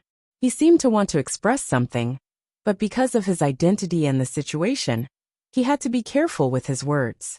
He only said, "His Majesty's matters. This general can't ask. If there's a result, I think His Majesty will tell the Dragon King." After a pause, he said, "This general will be bold to say something that deserves to die 10,000 times. My Yi Kingdom died because of that witch. Now His Majesty and that witch." Li Yunxin shook his head and smiled. "That's not what you think. What do you mean died because of a witch? Your head is full of futile thoughts. If your Yi Kingdom was rich and the people were strong, then even if all the officials started to court death, they could still do it for decades or even centuries. Don't find excuses for yourself and throw the blame on the girl. Forget it, I won't fight for this. I still have something to do with that person. You can leave first." The general of the Golden Guards still didn't seem to agree with what Li Yunxin said, but he had already walked straight to the other end of the street. He sighed like a human, and the warhorse silently moved its 4 hooves, sliding straight into the night. Li Yunxin walked 5 or 6 steps away from the pen and calligraphy shop, and the window that had been opened a crack was closed. He didn't care and walked straight to the window, reaching out his hand and knocking on the windowsill. There was some sound in the room, but it immediately went silent. After a while, Li Yunxin knocked again. Then the person in the room said, "It's closed. I don't want to buy your things, but I want to give you something." He leaned against the window and said unhurriedly, "I have a direct guide to divine grade elixirs from the Shangqing alchemy cauldron in the city. Do you want to read it?" Suddenly there was a crash in the room, as if something was knocked down again. After a while, the person in the room asked, "Who are you? I don't know you. What do you want?" Li Yunxin didn't say anything. The person was also silent for a while, as if it was uncomfortable to hold it in, but his tone softened. "I heard you talking to yourself on the other side. Are you crazy? I know you're the son-in-law of the Yu family, but you're not successful. Your wife is the daughter of a concubine from the fourth branch of the Yu family. Her appearance and temperament aren't good, so she married you. Li Yunxin played with the green plum in his hand and said slowly, "You're a scholar, but you don't read well. You don't have a brain for business, and you're thin-skinned and not good at socializing. So you don't need the resources and connections of the Yu family. But you see those people in the Yu family. In your eyes, they have no ambition and bad character. But they live happily, so you feel more and more indignant. You always want to do something different to show those people, so that the master of the Yu family will look favorably upon you." The person in the room was frightened. "Who are you? I don't have gold or silver here, and neither do my family." "My family?" "Yes, your family is so poor that your wife has to use jewelry as a dowry. As far as I know, the day before yesterday, your wife sent away 2 of her maids, and only kept the girl who came with her." Li Yunxin said slowly, "You didn't go home for a few days, and only did those lead mercury arts here. You're not a disciple of the Shangqing Danding sect, and you only play by yourself. Do you think you're better at alchemy than others? What's more, you've made all the money in this shop for nothing, and your child at home is crying from hunger. Brother Wang, you're a failure as a person." The person in the room suddenly opened the window and stuck his head out. It was a scholar in his 20s, but because he had been smoking for a long time, his face looked slightly older. His hair was unkempt, and he didn't know how long he hadn't left the room. But Li Yunxin had already gone to the roof. This scholar looked left and right, and couldn't find him. He only whispered angrily, "Who are you? Why do you care about my family's business? What do you know? Do you know what I'm doing? What I want to make isn't those ordinary pills." Li Yunxin sat on the roof and said leisurely, "I know this too. You don't make pills, but you make gunpowder. If you ask me, the name gunpowder isn't good. Why not just call it gunpowder? But you've been refining for so long. Do you know what the Taoists of the Shangqing Danding sect use? It's just a waste of effort." Wang Sheng heard the sound coming from the roof, but he didn't dare to stick his head out to look. He gritted his teeth and thought for a while, then went back to the room and took a short bamboo stick out of nowhere. He hid in the window and poked at the roof. As he poked, he said, "Why do you care about me? Why do you care about me? Where did this lunatic come from? Hey, how do you know I don't know the formula? It's just sulfur and charcoal, humph, Aya." He poked at Li Yunxin, but he didn't manage to poke him. Instead, he poked a piece of green tile. The tile fell down and hit his wrist, and the mud got into his eyes. Wang Sheng was in so much pain that he dropped the bamboo stick and held his hand, breathing heavily.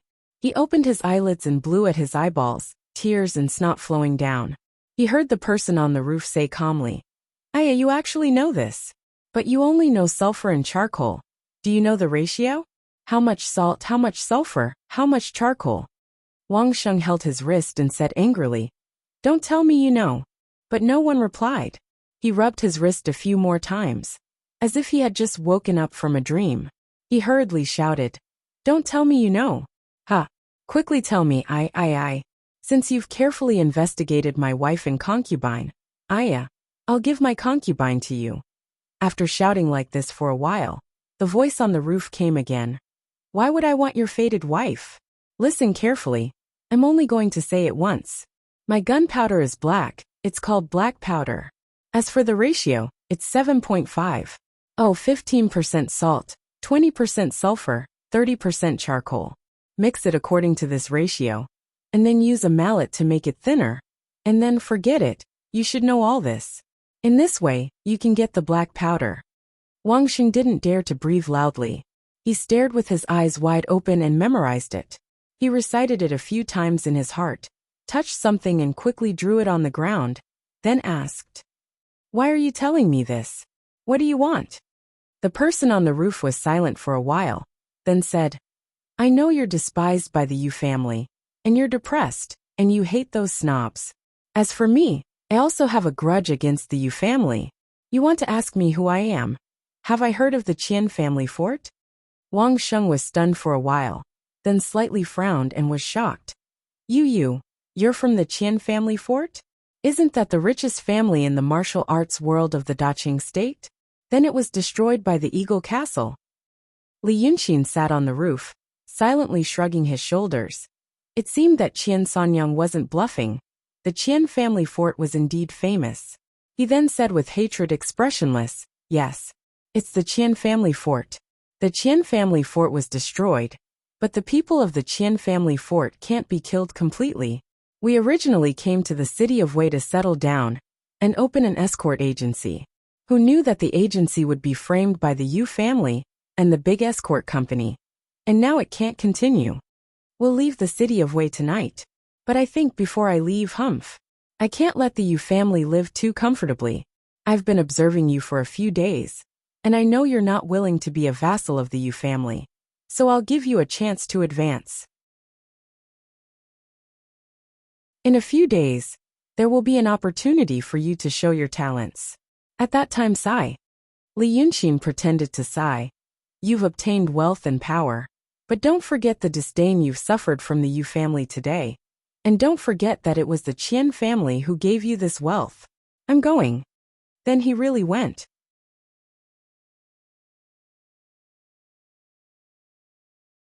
Chapter 157. But what he said before was just nonsense. He didn't expect that Wang Sheng would be able to come up with something incredible with just a few words from him. The power of gunpowder was limited after all, and it was related to many other technologies. It didn't mean that you could enter the era of gunpowder just by knowing the ratio. And it was hard to say whether the raw materials in Wang Sheng's hands were useful or not. But Li Yunxin didn't need to see any results. He just wanted to make a mark on the road and bury something. If there was a chance, or if something really happened as he imagined, the bait would work. He walked on the street of Wei City and couldn't help looking up at the night sky. What a familiar night sky. Only a few familiar stars were missing. The history of this world was at least a written history. It had been nearly 30,000 years. But something was not quite right, at least according to his experience. It was getting more and more interesting. He walked through the streets of Wei City at night, and even went to the Shaohan Street that he destroyed last night to have a look. It was easy to see ghosts when walking at night, but for him, it was ghosts looking for him. After a while, he turned around on the street. "What's up?" A woman in a black palace dress with a butterfly wing bun walked out from the shadow and said softly, "Your Majesty has good hearing. The police officer is about to pay his respects to you." "Ah, it's you. I thought you were a pheasant." Li Yunxin looked at her up and down. After sizing her up for a while, she smiled. "You're such a beauty in your human form. I couldn't tell when you were a cat, but looking at your facial features now, could it be that your ancestors are Persian cats?" The woman in black, who was named Warning by Li Yunxin, bowed her head slightly and smiled. "Your Majesty, I am a cat girl." Cat Slave was originally a monster that didn't understand human affairs. So how would she know about the bloodline of her ancestors? "Fortunately, Your Majesty taught me the right way of cultivation, and now I have a human form. Your Majesty likes it, and that's my blessing. If Your Majesty..." She moved closer to Li Yunxin while talking. Li Yin put up a finger. "Don't stick to me. I am still a child at this age. But, don't say his name like that in the future. Seeing that you are a beauty, Chief Sergeant always makes me feel like there's a drama going on." The cat demon stopped in her tracks and said, "As you wish, Your Majesty." Li Yunxin thought for a moment and said, "I know that there's a police ferry in the Red Tower. From now on, you should address him as Sheriff Chong. That's what it means to be a long-term warning." The cat demon raised her head and smiled shyly and happily. "Yes, Cat Slave will be called Sheriff from now on. So what business do you have with me?" The black cat replied, "Replying to Your Majesty." According to His Majesty's orders, the four of us, as well as the young lady of the Qiao clan, possessed the clay figurine that was being worshipped to absorb the power of will and cultivate Dao techniques.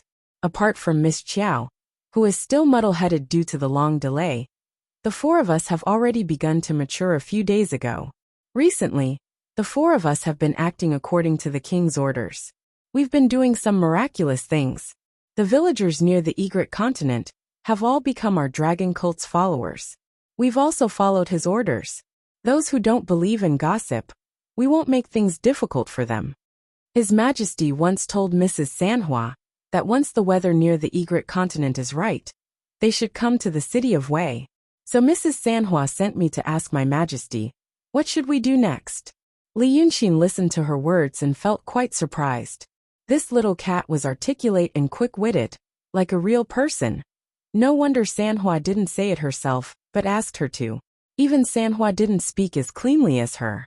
He previously sighed that Diwu Boyu was calm and experienced in doing things. But now it seemed, this little cat also had potential. But that's all in the future. Li Yunxin asked again. How is Daoist Lu? Replying to your Majesty, Daoist Lu has been cultivating hard recently. His cultivation is the highest. He has already broken through the state of mind. Li Yunxin exclaimed in surprise. Although the lower the state of cultivation, the easier it was to improve, and that Lu Laodao had a good foundation. Plus Shirquizi also said that Lu Laodao's talent was very good. But Li Yunxin didn't expect it to be this good. From the time he taught Lu Laodao the water cloud force until now, it's only been 2 months. And he has already broken through the state of mind. He himself was a genius among geniuses. But from cultivating Dao to breaking through the state of mind, it still took him half a year. What the hell? Luckily he had already taken over Dragon Sun's body, and was cultivating Shen Dao and painting Dao. Under the situation where he had enough power of will, the speed of improvement wasn't something a human cultivator could compare with. Otherwise, as a teacher, he would be surpassed by an older disciple. Where would he still have face? But thinking that old Lu, who had been depressed for almost his entire life, finally had a chance to shine, Li Yunxin still felt a little more carefree. That Daoist Lu was experienced in the ways of the world, and his early experiences were also extraordinary. Previously, he was a yes man and a calculative person in the streets. But that was because the world of mortals had buried his edge and sharpness. Now that he had received the true teachings of Dao, and once again revealed his outstanding talent, he might just be the second fifth Earl. Li Yunxin used the folding fan to knock on his palm, and smiled. Good. I've already set up this Wei city. It's time to enter the city to work. But there's no rush. I still have some things to settle. Wait for my news. You go back first. These few days. If some strange people sneak into Egret State to scout for information, don't touch them. I'll take care of them after I finish my work. The black cat nodded and said softly, I'll follow your orders, my king. Then let's go back, Li Yunxin said and rose up like the wind. And in a blink of an eye, he was several miles away. In the morning, he had already appeared in Egret State's Sanhika Dragon King Temple. According to his orders, the people of the Dragon Cult did not touch the Dragon King Temple. But the temple devotee of this temple, Kuan Yangzi, was killed by the master he worshipped, and his soul was refined into a soul bell. So he couldn't find a temple devotee to replace him. There were originally 2 boys in the temple, but the day after their master died, they ran away with the money left behind by Kuan Yangzi, as well as the gold and silver candlesticks worshipped in the temple. Thus, the Dragon King Temple became deserted. Occasionally, people from Wei City or other places would come to pay their respects. But now that the temple was almost empty, they did not have the thought to come again. After a while, until today, when Li Yunxin entered the temple, the first thing he saw was salted fish drying on the ground. When this Dragon King Temple was first built, a lot of effort was put into it. The ground in the courtyard was made of flat large green stones. Even after all these years, it was still better than other places. It was like calling a monk bald in front of a monk. The person drying the fish definitely did not know that the current owner of the temple was a salted fish. He went straight through the courtyard to the main hall, and saw that the incense table was empty, except for an angry statue of the Dragon King. He sensed it. It seemed that the spiritual power was still there. So he called softly, Red Madam, I have something to say to you. After a few words, there was no response. So Li Yunxin walked out of the temple, and sat in the wooden pavilion where he met her last time. He waited for a whole day. He saw the sun slowly set behind the mountains. The heat on the ground gradually disappeared, and the birds returned to their nests. He saw the bright moon rising from the west, the bright stars in the sky, and the Milky Way in the sky. Red Madam had not come yet. Li Yunxin was not in a hurry, and waited patiently. He waited for 4 hours, until the second watch period. Finally he saw a little candle light rising from the water.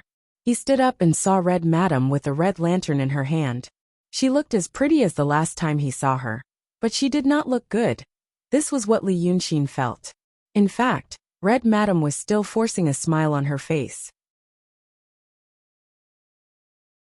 She was pushed into the pavilion by the water under her feet, and then said, "We met the day before yesterday, why did you call me again?"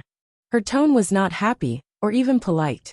It seemed that she did not want to see Li Yunxin. This was completely different from her appearance 2 days ago. However, Li Yunxin only solemnly bowed to Hong Nyangzi. "Hong Nyangzi, do you know of an earth-shattering news? The Emperor of the Li Kingdom. Alas, I knew it was because of this matter that you came." Red Madam sighed and sat back on the railing she was sitting on before.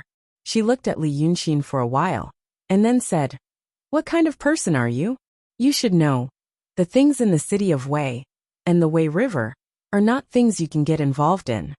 Red Madam's expression kept changing in the candlelight. "You want to avenge your friend, and you wander around. But in fact many things will happen whether you do it or not. I heard that you pretended to be a disciple of the dragon cult on the street in the city of Wei, and wanted to ruin the reputation of the dragon cult. That night, some people fought in the city of Wei, and even triggered the 9 heavens thunder and fire. Are you really not afraid?" Something happened. Li Yunxin's heart skipped a beat. No matter from Red Madam's tone or behavior, it meant that something had happened. These things changed the attitude of the demon within 2 days, which was probably the reason why she came late. But it was a good thing. He contacted with Red Madam to find out the situation on the side of Lord Dongting. Lord Dongting was a 3,000-year-old great demon, and he was astute. He looked like an ordinary human being, but that was because he didn't care. The great demon was powerful, and many things could be solved with the word kill. So he didn't care about other details. For example, that night in Mount June. So he tried to save the country in a roundabout way, and now it seemed that this was the right way. Red Madam's mood seemed to be unstable tonight, which was an excellent starting point. Li Yunxin frowned slightly. "So you know, Red Madam, although I'm just a Yin spirit with low cultivation, I know something about the general trend. Daotong and Kenzo have lost 5 cultivators with great magical powers, and they were injured by us Yin spirits, so they won't let it go. And Lu Ling died by the Dongting Lake. Daotong will definitely take this as an excuse to launch an attack. If we don't make a plan and take action earlier." Red Madam suddenly frowned and scolded him in a delicate voice. "Why do you care so much?" Hearing her words, Li Yunxin was really stunned. Then he wondered, "Red Madam, you..." The carp monster sighed and closed her eyes slightly, ignoring him. She closed her eyes and ignored him. She seemed to be thinking of something before she opened them again, and said in a low voice, "I will take you to see someone."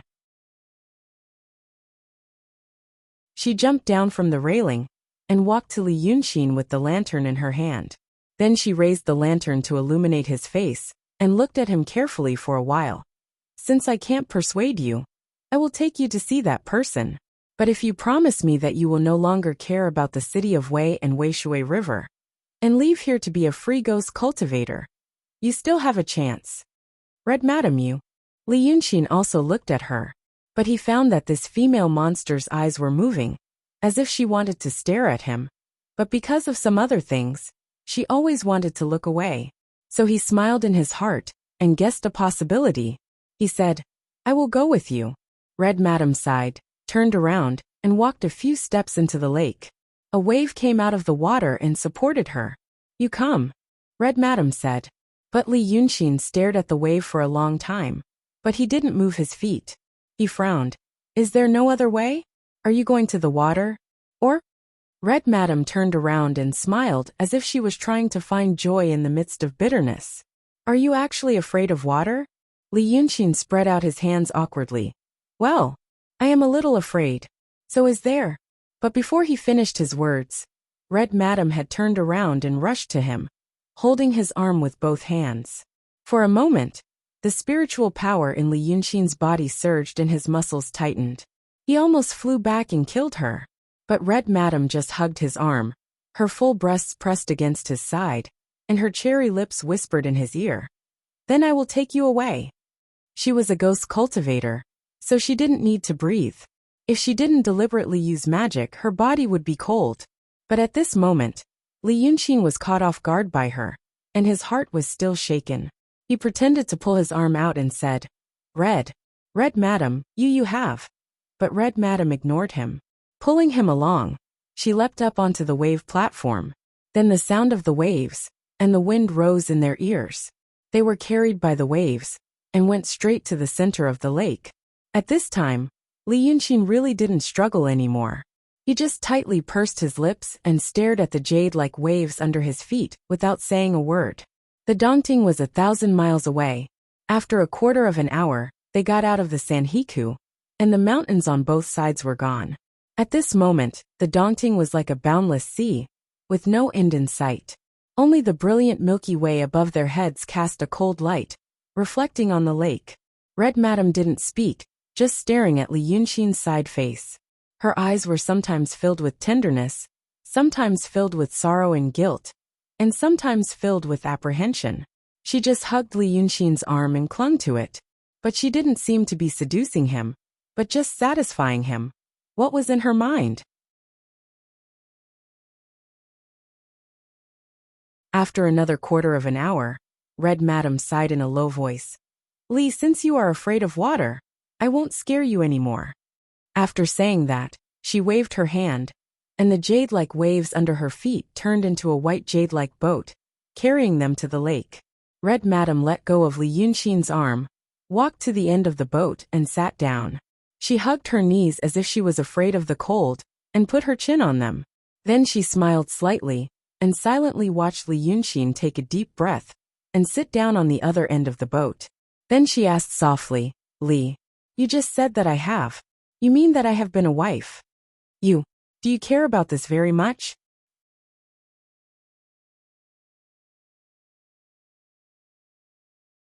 Chapter 158. Then she sees the man on the other side of the boat is slightly stunned. He stares straight at her as if he is guessing what she is thinking. Red Lady doesn't say anything. She just slightly tightens her arms. It seems that she can protect herself better in this way so that people can't see through her. But she still stares at Li Yunxin. After half a day, she heard her husband say in a low voice, "You have refused me.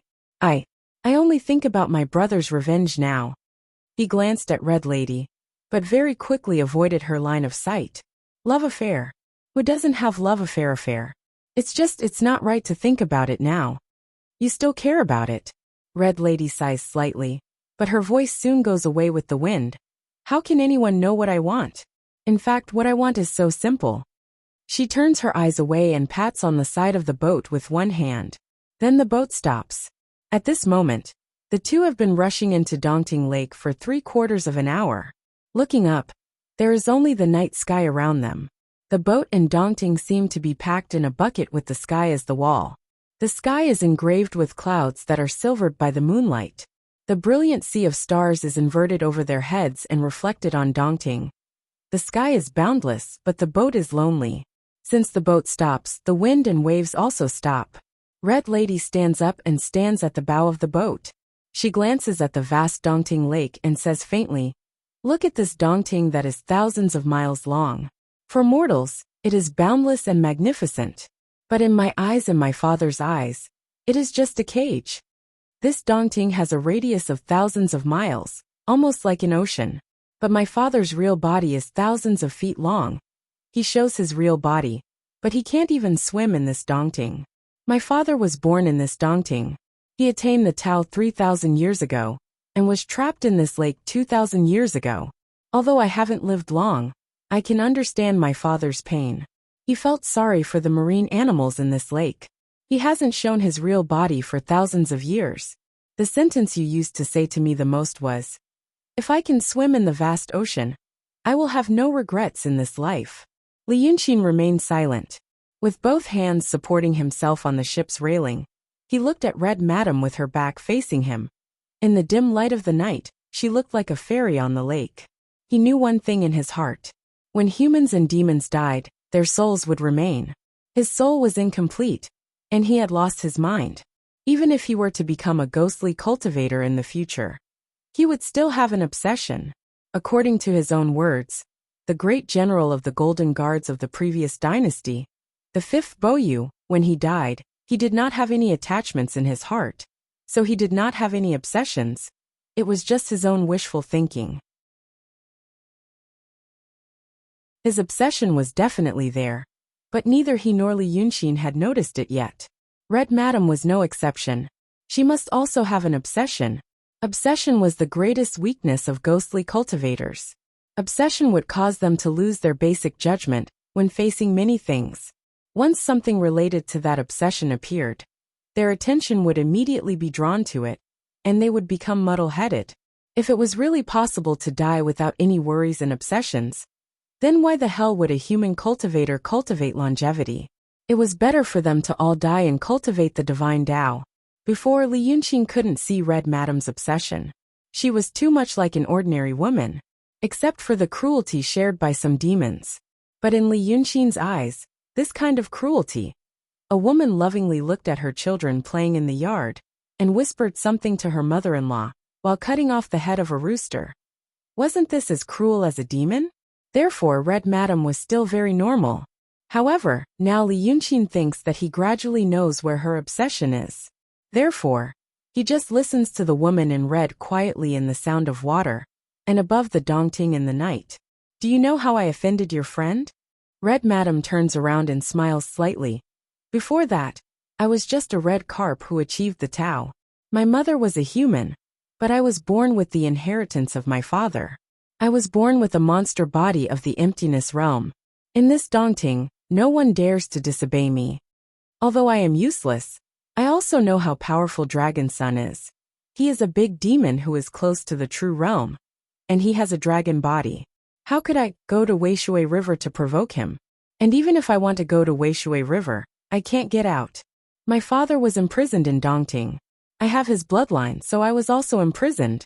So I said that this big Dongting is just a cage. Li Yunxin thinks for a while and asks softly, who has such a great ability? I can't tell you now.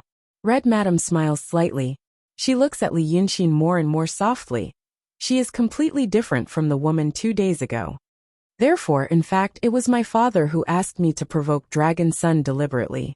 On the other hand, I've stayed in Dongting for 200 years, and I can't even leave the lakeside.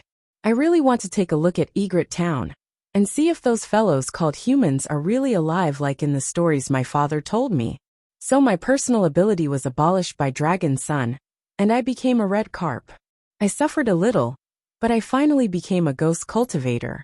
I didn't know if I could really bypass the inhibition by doing this, but now it seems that I have succeeded. When I become a ghost cultivator, I can leave Dongting, go to the Egret Town, and do something for my father. Red Madam smiles and looks at Li Yunxin. But you should know that we ghost cultivators all have obsessions. My obsessions are the revenge of your brother. Or in other words, the obsessions are love. And my obsessions. Speaking of this, Red Madam slowly sits down. She kicks a pair of embroidered shoes into the water, with just a kick. A pair of snow-white and smooth feet dip into the lake and stir gently. The water rippled outwards.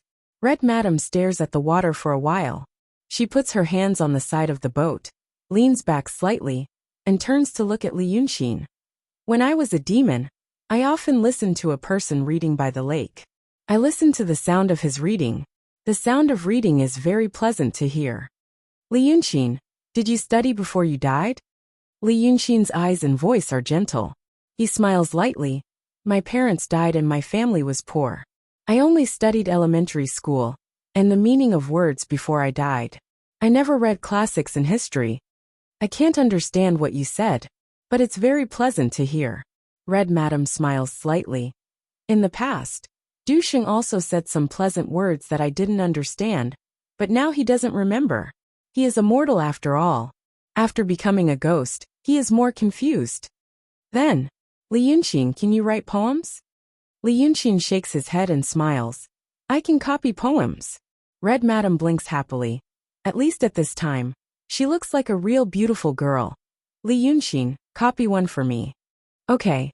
Li Yunqing closes his eyes and takes a deep breath of the dense water vapor above Dongting. Then he murmurs. The west wind blows the old Dongting waves. One night Xiangjuan has many white hairs. After getting drunk, I don't know, the sky is still water. A boat full of clear dreams covers the Milky Way. He reads this poem in ancient rhyme, long and sad. After reading this poem, Red Madam doesn't speak. She stares at the water, and then closes her eyes again. After a long silence, she turns her head and smiles at Li Yunqing. It's really nice. Li Yunqing, who is Xiangjuan? Li Yunqing smiles gently, and knocks his palm with the folding fan in his hand. Look at my fan. I bought it from a street shop in the city of Wei. Are there spots on the bone like tears? Red Madam stares at it carefully with her beautiful eyes, and says yes. So the bone of the fan is made of tear bamboo.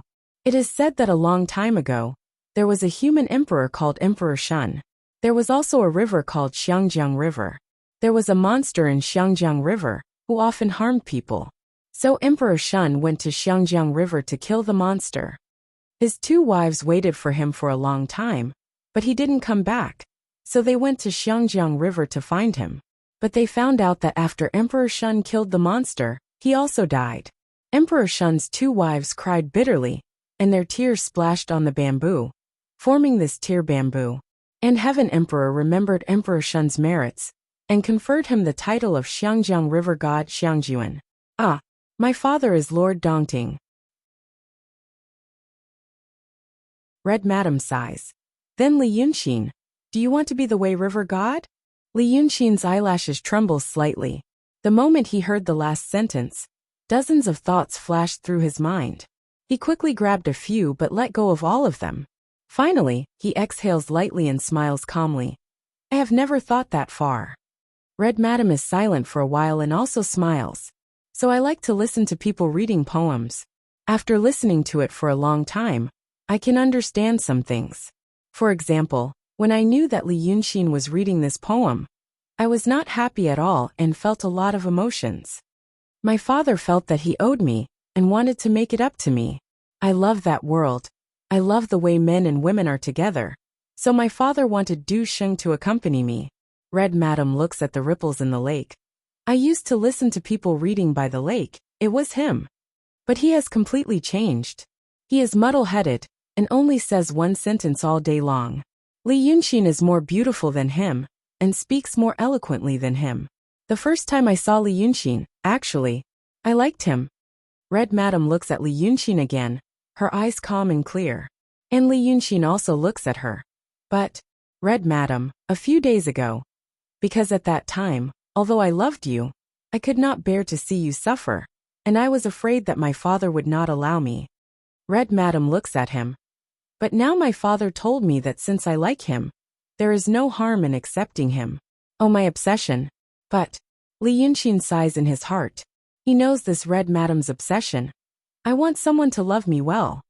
Red Madam's long eyelashes are slightly lowered, and she says softly, I told you before that it is not too late to be a free ghost cultivator. Now, I tell you again, my father is imprisoned in Dongting Lake, and he can't get out. You want my father to go to the city of Wei to avenge your friend, but it is impossible. You can only wait for a long time, maybe there will be a chance. Now that you know this, I ask you again, are you still not leaving? Li Yunqing is silent for a while.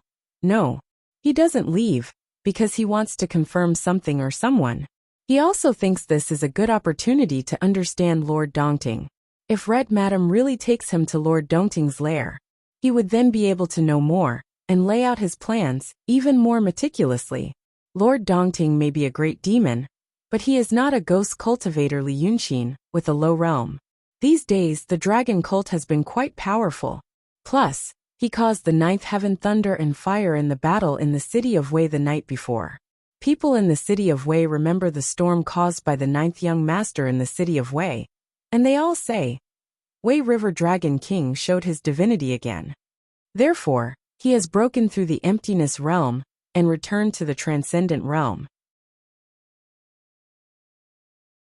As long as Lord Dongting can't see through him for a while, even if he is on guard against him and doesn't use his full strength, he can protect himself and escape at any time. So don't leave. Red Madam seems to know that he will answer like this. She stares at him for a while, and suddenly her eyes are covered with a layer of mist. You are so determined. A smile bloomed on her lips. You love me too. You are so different. Li Yunxin sighs slightly. He knew that Hong Nyangzi's obsession had taken over her mind. But before he could think about the deeper meaning behind the sentence, you guys are so different, he saw Red Lady suddenly raise her hand under the moonlight, revealing her snow-white and smooth forearm. Then her slender fingers dance gently like water waves. Her voice is clear and graceful, and she murmurs a strange song. A gentleman does not know the time when he will serve. The sun is setting. Muyin roars. She sings these 4 lines 3 times. Then she turns her head and whispers to Li Yunxin with a smile. Li, she is here. So the Dongting Lake, it is boiling. Clouds. Big groups of clouds. Big groups of snow-white. Thick clouds rise from the water not far from them. They are like thick fog, and also like clouds of smoke. Every time a bubble rises from the bottom of the water and bursts on the surface of the water, a cloud of white gas is released. Then the cloud slowly rises and stays in the air for dozens of meters, and is silvered by the moonlight. Suddenly, it becomes a dreamy fairy tale-like world. It seems that the sky above their heads is full of big cotton candy, and then, some white 4-legged animals rise from the water. When those white animals come to the water seems to become hard ground. Hundreds of these animals are slowly walking back and forth in the water in front of them, and the clouds floating in the sky are slowly rising from their heads. Li Yunxin gently takes a breath and gently exhales. At a distance of 100 meters, ordinary people can't see it clearly, but he can see it clearly. Those animals are people. Hundreds of fair and plump people, naked, walked slowly on the surface of the water on all 4s. White mist rises from their eyes, ears, mouths, and noses, and finally converges into those clouds in the air. Those clouds, they are yang qi in essence. Red Madam slightly squints, looking at the scene in the moonlight, and sighs in a low voice. When I was young, I had troubles in my heart, so I came to see Muyin. It is said that immortals eat wind and drink dew, and demons also like it. But wind dew tastes bland and plain, while human yang is sweet and rich. When the moon is full, they come out of the white forest to Muyin. After a month they can harvest.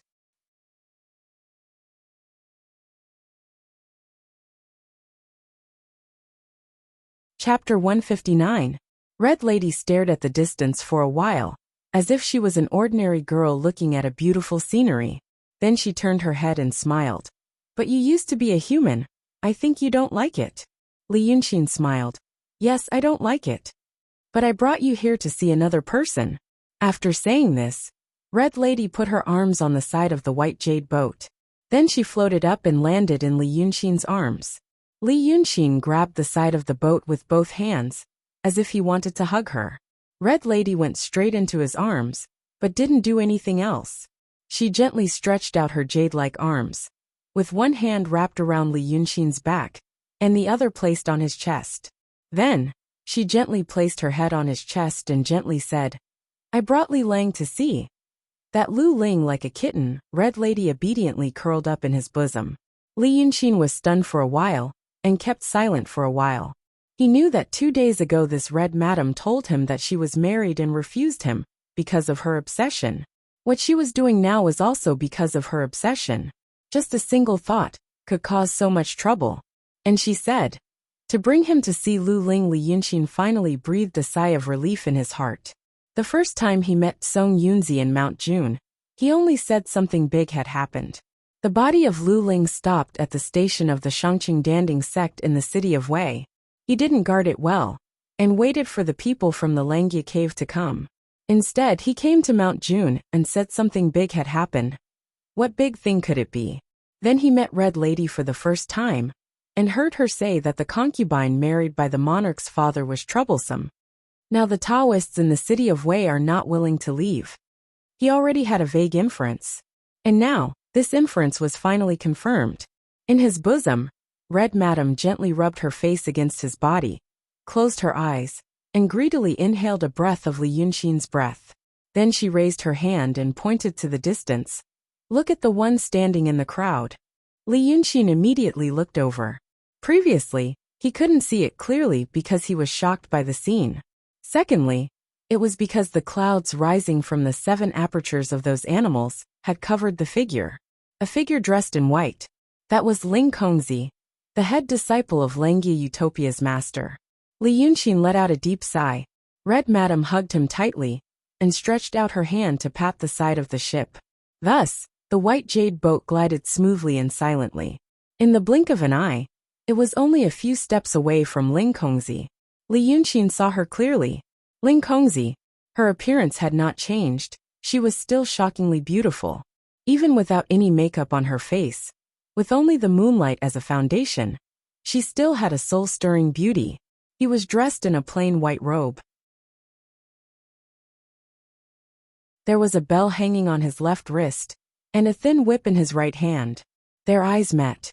Li Yunxin's eyes were clear and calm, while Ling Kongzi was slightly stunned, and then a surprised expression slowly appeared on her face. Then she blinked and slowly turned around. She first raised her left hand that was tied with the bell, and pointed at Li Yunxin. After 2 breaths of time she murmured, "You didn't die?" Like in slow motion. It was as if her movements were half a beat slower than her thoughts, or like a mechanical puppet that could not operate smoothly. And Red Lady, like a lazy woman who had just woken up in the morning, slightly closed her eyes and gently rubbed her head in Li Yunxin's arms. Then she said in a low voice, "Right now, Lu Ling is between life and death. His snow mountain and Qi Xi have collapsed, and his cultivation has been abolished. Normally, he should be dead, and his soul should leave his body. Unfortunately, there is a treasure on her wrist, the soul-suppressing bell, which took her soul away. Right now, the soul is controlling the body through the bell. Speaking of which, if my father hadn't found this treasure and attached it to his body, this Lu Ling would have become a ghost cultivator. But now, he's not as agile as a mortal in the secular world." Li Yunxin quietly listened to Red Lady's words and calmly said, "So you asked her to come to Mu Yin?" At first she was arrogant, but she was always a smart person. My father said that taking her as a concubine was also willful, just to humiliate her. In fact, she couldn't bear the torment now, she would really die.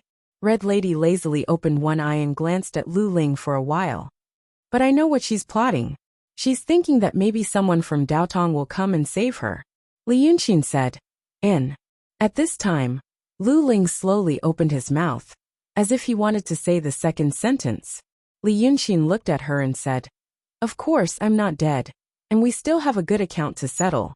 What did I say to you in Chonghua Building that day? If you still remember, you should know that I'm a person who will seek revenge for hatred. I will pay you back double." Lu Ling slowly blinked and slowly put down her hand. If her memory was not damaged, she should remember that in Chonghua Building that night, Li Yunxin deliberately shook her mind and wanted to capture her heart. But she was arrogant and didn't completely surrender. At this moment, Li Yunxin said it in such a furious tone. Any smart person would know that he was implicitly saying, "I will find a way to save you from this suffering." Lu Ling was a smart person, but now she was a weak, slow, but still strong-willed smart person. Of course, there were many things she didn't figure out, but it didn't prevent her from recognizing one fact. At least for her at this moment, Li Yunxin was more reliable than anyone else in Dongting. Therefore, she slowly put down her hand and glared at Li Yunxin. "The Tao of nature is clear.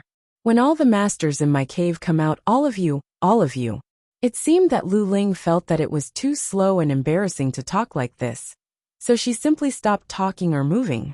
She just closed her eyes and stood there straight, slightly raising her head. Li Yunxin breathed a sigh of relief. At least for now, she hasn't been exposed. However, whether or not he should save Lu Ling would depend on how the situation changed. Now the situation in the city of Wei is treacherous. Her fate is no longer in the hands of anyone. However, at this time, Hong Nyangzi suddenly reached out and patted on the side of the boat again. The boat sped away from the sheep again. Li Yunxin slightly frowned. Hong Nyangzi, you have taken me to see her. What do you plan to do next? Now you should know that Ling Kongzi is not dead. Red Madam interrupted his words. Then you should also know that if Daotong really comes looking for us, first, my Juanfu is not afraid of them, and second, he still has this Ling Kongzi in his hands. Return Ling Kongzi to Daotong, and that will be a contribution to the protection of the Heavenly Abode's disciple. Red Lady paused for a moment before she caressed Li Yunxin's chest. You and that person are really different. This is the second time you've mentioned that man. Are you talking about Du Sheng, or the ninth young master? Red Madam finally sat up and reluctantly left Li Yunxin. She slightly raised her head and looked at him. You are so close to him, but you are completely different. She stretched out her hand and used her cold fingertips to brush past Li Yunxin's cheek. You speak gently, smile gently, and recite poems beautifully. You are also good-looking. I have never seen such a good-looking person like you in White Heron Continent. You are even more good-looking than the ninth young master. She smiled again. Even though I know you are lying to me, I still can't help but admire you. Li Yunxin slightly narrowed his eyes. Lie to you? Red Madam stood up and looked at Li Yunxin. She slowly retreated to the bow of the white jade ship. The tenderness on her face slowly faded. She only looked at him, as if she knew him but didn't know him. I once heard from Du Sheng that there are many good women in the world, but they like fickle men. At that time, I also thought, why is that? But later I knew. That fickle man, although his heart is fickle and he makes promises lightly, he is gentle, considerate, and attentive to every woman. He is so good. Even if I know it is just a momentary happiness, I can't help but cherish it. What do the women in this world love? They love only this tenderness and sweetness. With this tenderness and sweetness, what's the use of being a moth darting into the fire? Red Madam sighed again in a low voice. My father has to avenge the ninth young master. But he has been imprisoned for 2,000 years. He is not in a hurry. In his opinion, Daotong is a big mountain that can't be moved easily. So what if he killed Ling Kongzi and that Taoist in the city? Daotong will kill all the Yin gods in the world sooner or later. Sooner or later, he will have the chance to avenge. If he wants to kill, he will kill Bai Yunxin first. So my dear, you asked him to avenge Long Jiu now, but you are thinking too much. And if you want to be the Lord of Wei River, or the Lord Dongting, you are thinking too much. My father is imprisoned in this Dongting. In fact, he is also stationed in this Dongting. There is a big secret under this 1,000-mile Dongting that you all don't know. No matter what you do, my father will never leave here. Her words made Li Yunxin's brows furrow even tighter, until he heard Red Madam say, So, you think that Dongting and Wei River used to be the waters under the jurisdiction of your ninth brother, and that it is a safe place? You are wrong. Now this place is the most dangerous place in the world. A string is plucked in Li Yunxin's heart, making a clanging sound. He realizes where the problem is. This Red Madam now seems to think that he is the hatred who was defeated in the battle, extremely weak, and fled here. He finally understands what the sentence, "You are really different from him," means. And he also understands why she asked him if he wanted to be the Lord of Wei River before. Although the inference is wrong. But, what a smart Red Madam. Li Yunxin's face suddenly changes. He immediately sits up straight on the boat and looks at her seriously. You know? How do you know? Red Madam raises her head slightly and looks at him. She suddenly smiles. I also love your mighty appearance now. I know this. Well, it's because you attracted the ninth heaven thunder fire. You killed the Taoist priest, but you didn't know that I have spies in the city and saw you. My father and I know what happened in the Li Kingdom. Besides, I led you to this Dongting Lake.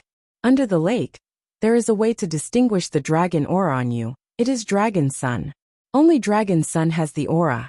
But this is also the secret of Dongting. You don't know it, but you are not ignorant. But I didn't expect that you are so badly hurt. Red Madam slowly steps forward and stretches out her hand to Li Yunxin. She smiles. Then, my dear, Without waiting for her to finish her sentence, Li Yunqin immediately leaped up and flew in the direction from which she had just come. His only miscalculation is that he didn't think of the so-called method in Dongting Lake that Red Madam said. He has many ways to deal with, and even get information, when the other party is ambiguous. However, once a big demon like Lord Dongting proves his identity in a way that he believes in, he can't be persuaded by words. Damn it! He underestimates this big demon, who has been in Dongting for 3,000 years. Just when he used his magical power to escape, and Red Lady arrived on the white jade boat, the water of Dongting Lake suddenly turned black. It is dark in the night, but at least under the moonlight, it is as black jade. However, at this moment, the water becomes like a pool of thick ink. There is a huge monster under the water. Li Yunqin doesn't know whether it is Lord Dongting or not, but he knows that he can't win if he fights with the big demon in Dongting Lake. Therefore, he activates all his Wakan and flees a few miles away in one breath. He can see the wooden pavilion by Dongting. However, when he is about to land on the shore, Red Madam's white jade boat is a magic weapon. It is even faster than him. It catches up with him. Red Madam shouts at him in the roaring wind. Li Yunqin won't give her a chance to finish her words. He just hits the ghost cultivator's chest with his palm. Of course, he can try to kill her, but that will block his momentum. Besides, he wants to seriously injure her and send her flying. Her father loves her so much that he will definitely block his momentum to land and hide 10 feet away from Dongting. With a muffled bang, Red Madam immediately flies back like a kite with a broken string. With the force of this blow, Li Yunqin is finally 10 feet away from Dongting with the wind and clouds. He turns around and looks back. However, he sees a giant palm made of water suddenly appears on the lake's surface. It hits Red Madam and sends her flying again. He hears a muffled shout. You unfilial son! Li Yunqin's eyes widen, and then he is stunned in place. Red Madam's body falls at his feet with a bang. Her clothes are broken, and her hair is messy. Dark golden blood oozes out of her mouth and nose. It drips on the ground and evaporates like water drops on a red soldering iron. Li Yunqin's eyelashes tremble slightly. After this blow, the giant palm made of water disintegrates and falls back into the lake. The huge shadow under the water also disappears. He looks at Dongting Lake, and then at Red Madam on the ground. He takes a step back subconsciously. You. After a long time he says, you. He doesn't help her up, so Red Madam just lies quietly on the ground. The night is as dark as ink, and the wind in the pines is whispering. Only after a quarter of an hour did Red Madam move slightly. She coughs a few times, and then slowly props herself up from the ground. She raises her hand to wipe the corner of her mouth, and looks at Li Yunqin again. Looking at his silly, surprised and hesitant look, she smiles. My dear, you are so cruel. I just want to tell you to go away, and don't come back. Why? Li Yunqin takes another step back, puts his hands behind his back, and clenches them tightly. Why did you take me to the lake tonight? Red Madam stands up slowly.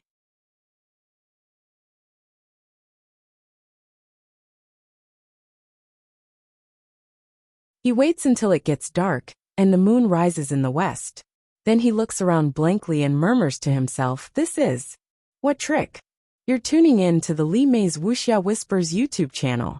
We're so grateful for your support, and don't forget to subscribe to join us on this incredible journey through captivating stories. Your generosity through donations truly makes a world of difference, as it's the primary source of revenue that allows me to expand and enhance this channel for you. Thank you from the bottom of my heart for being a part of this adventure.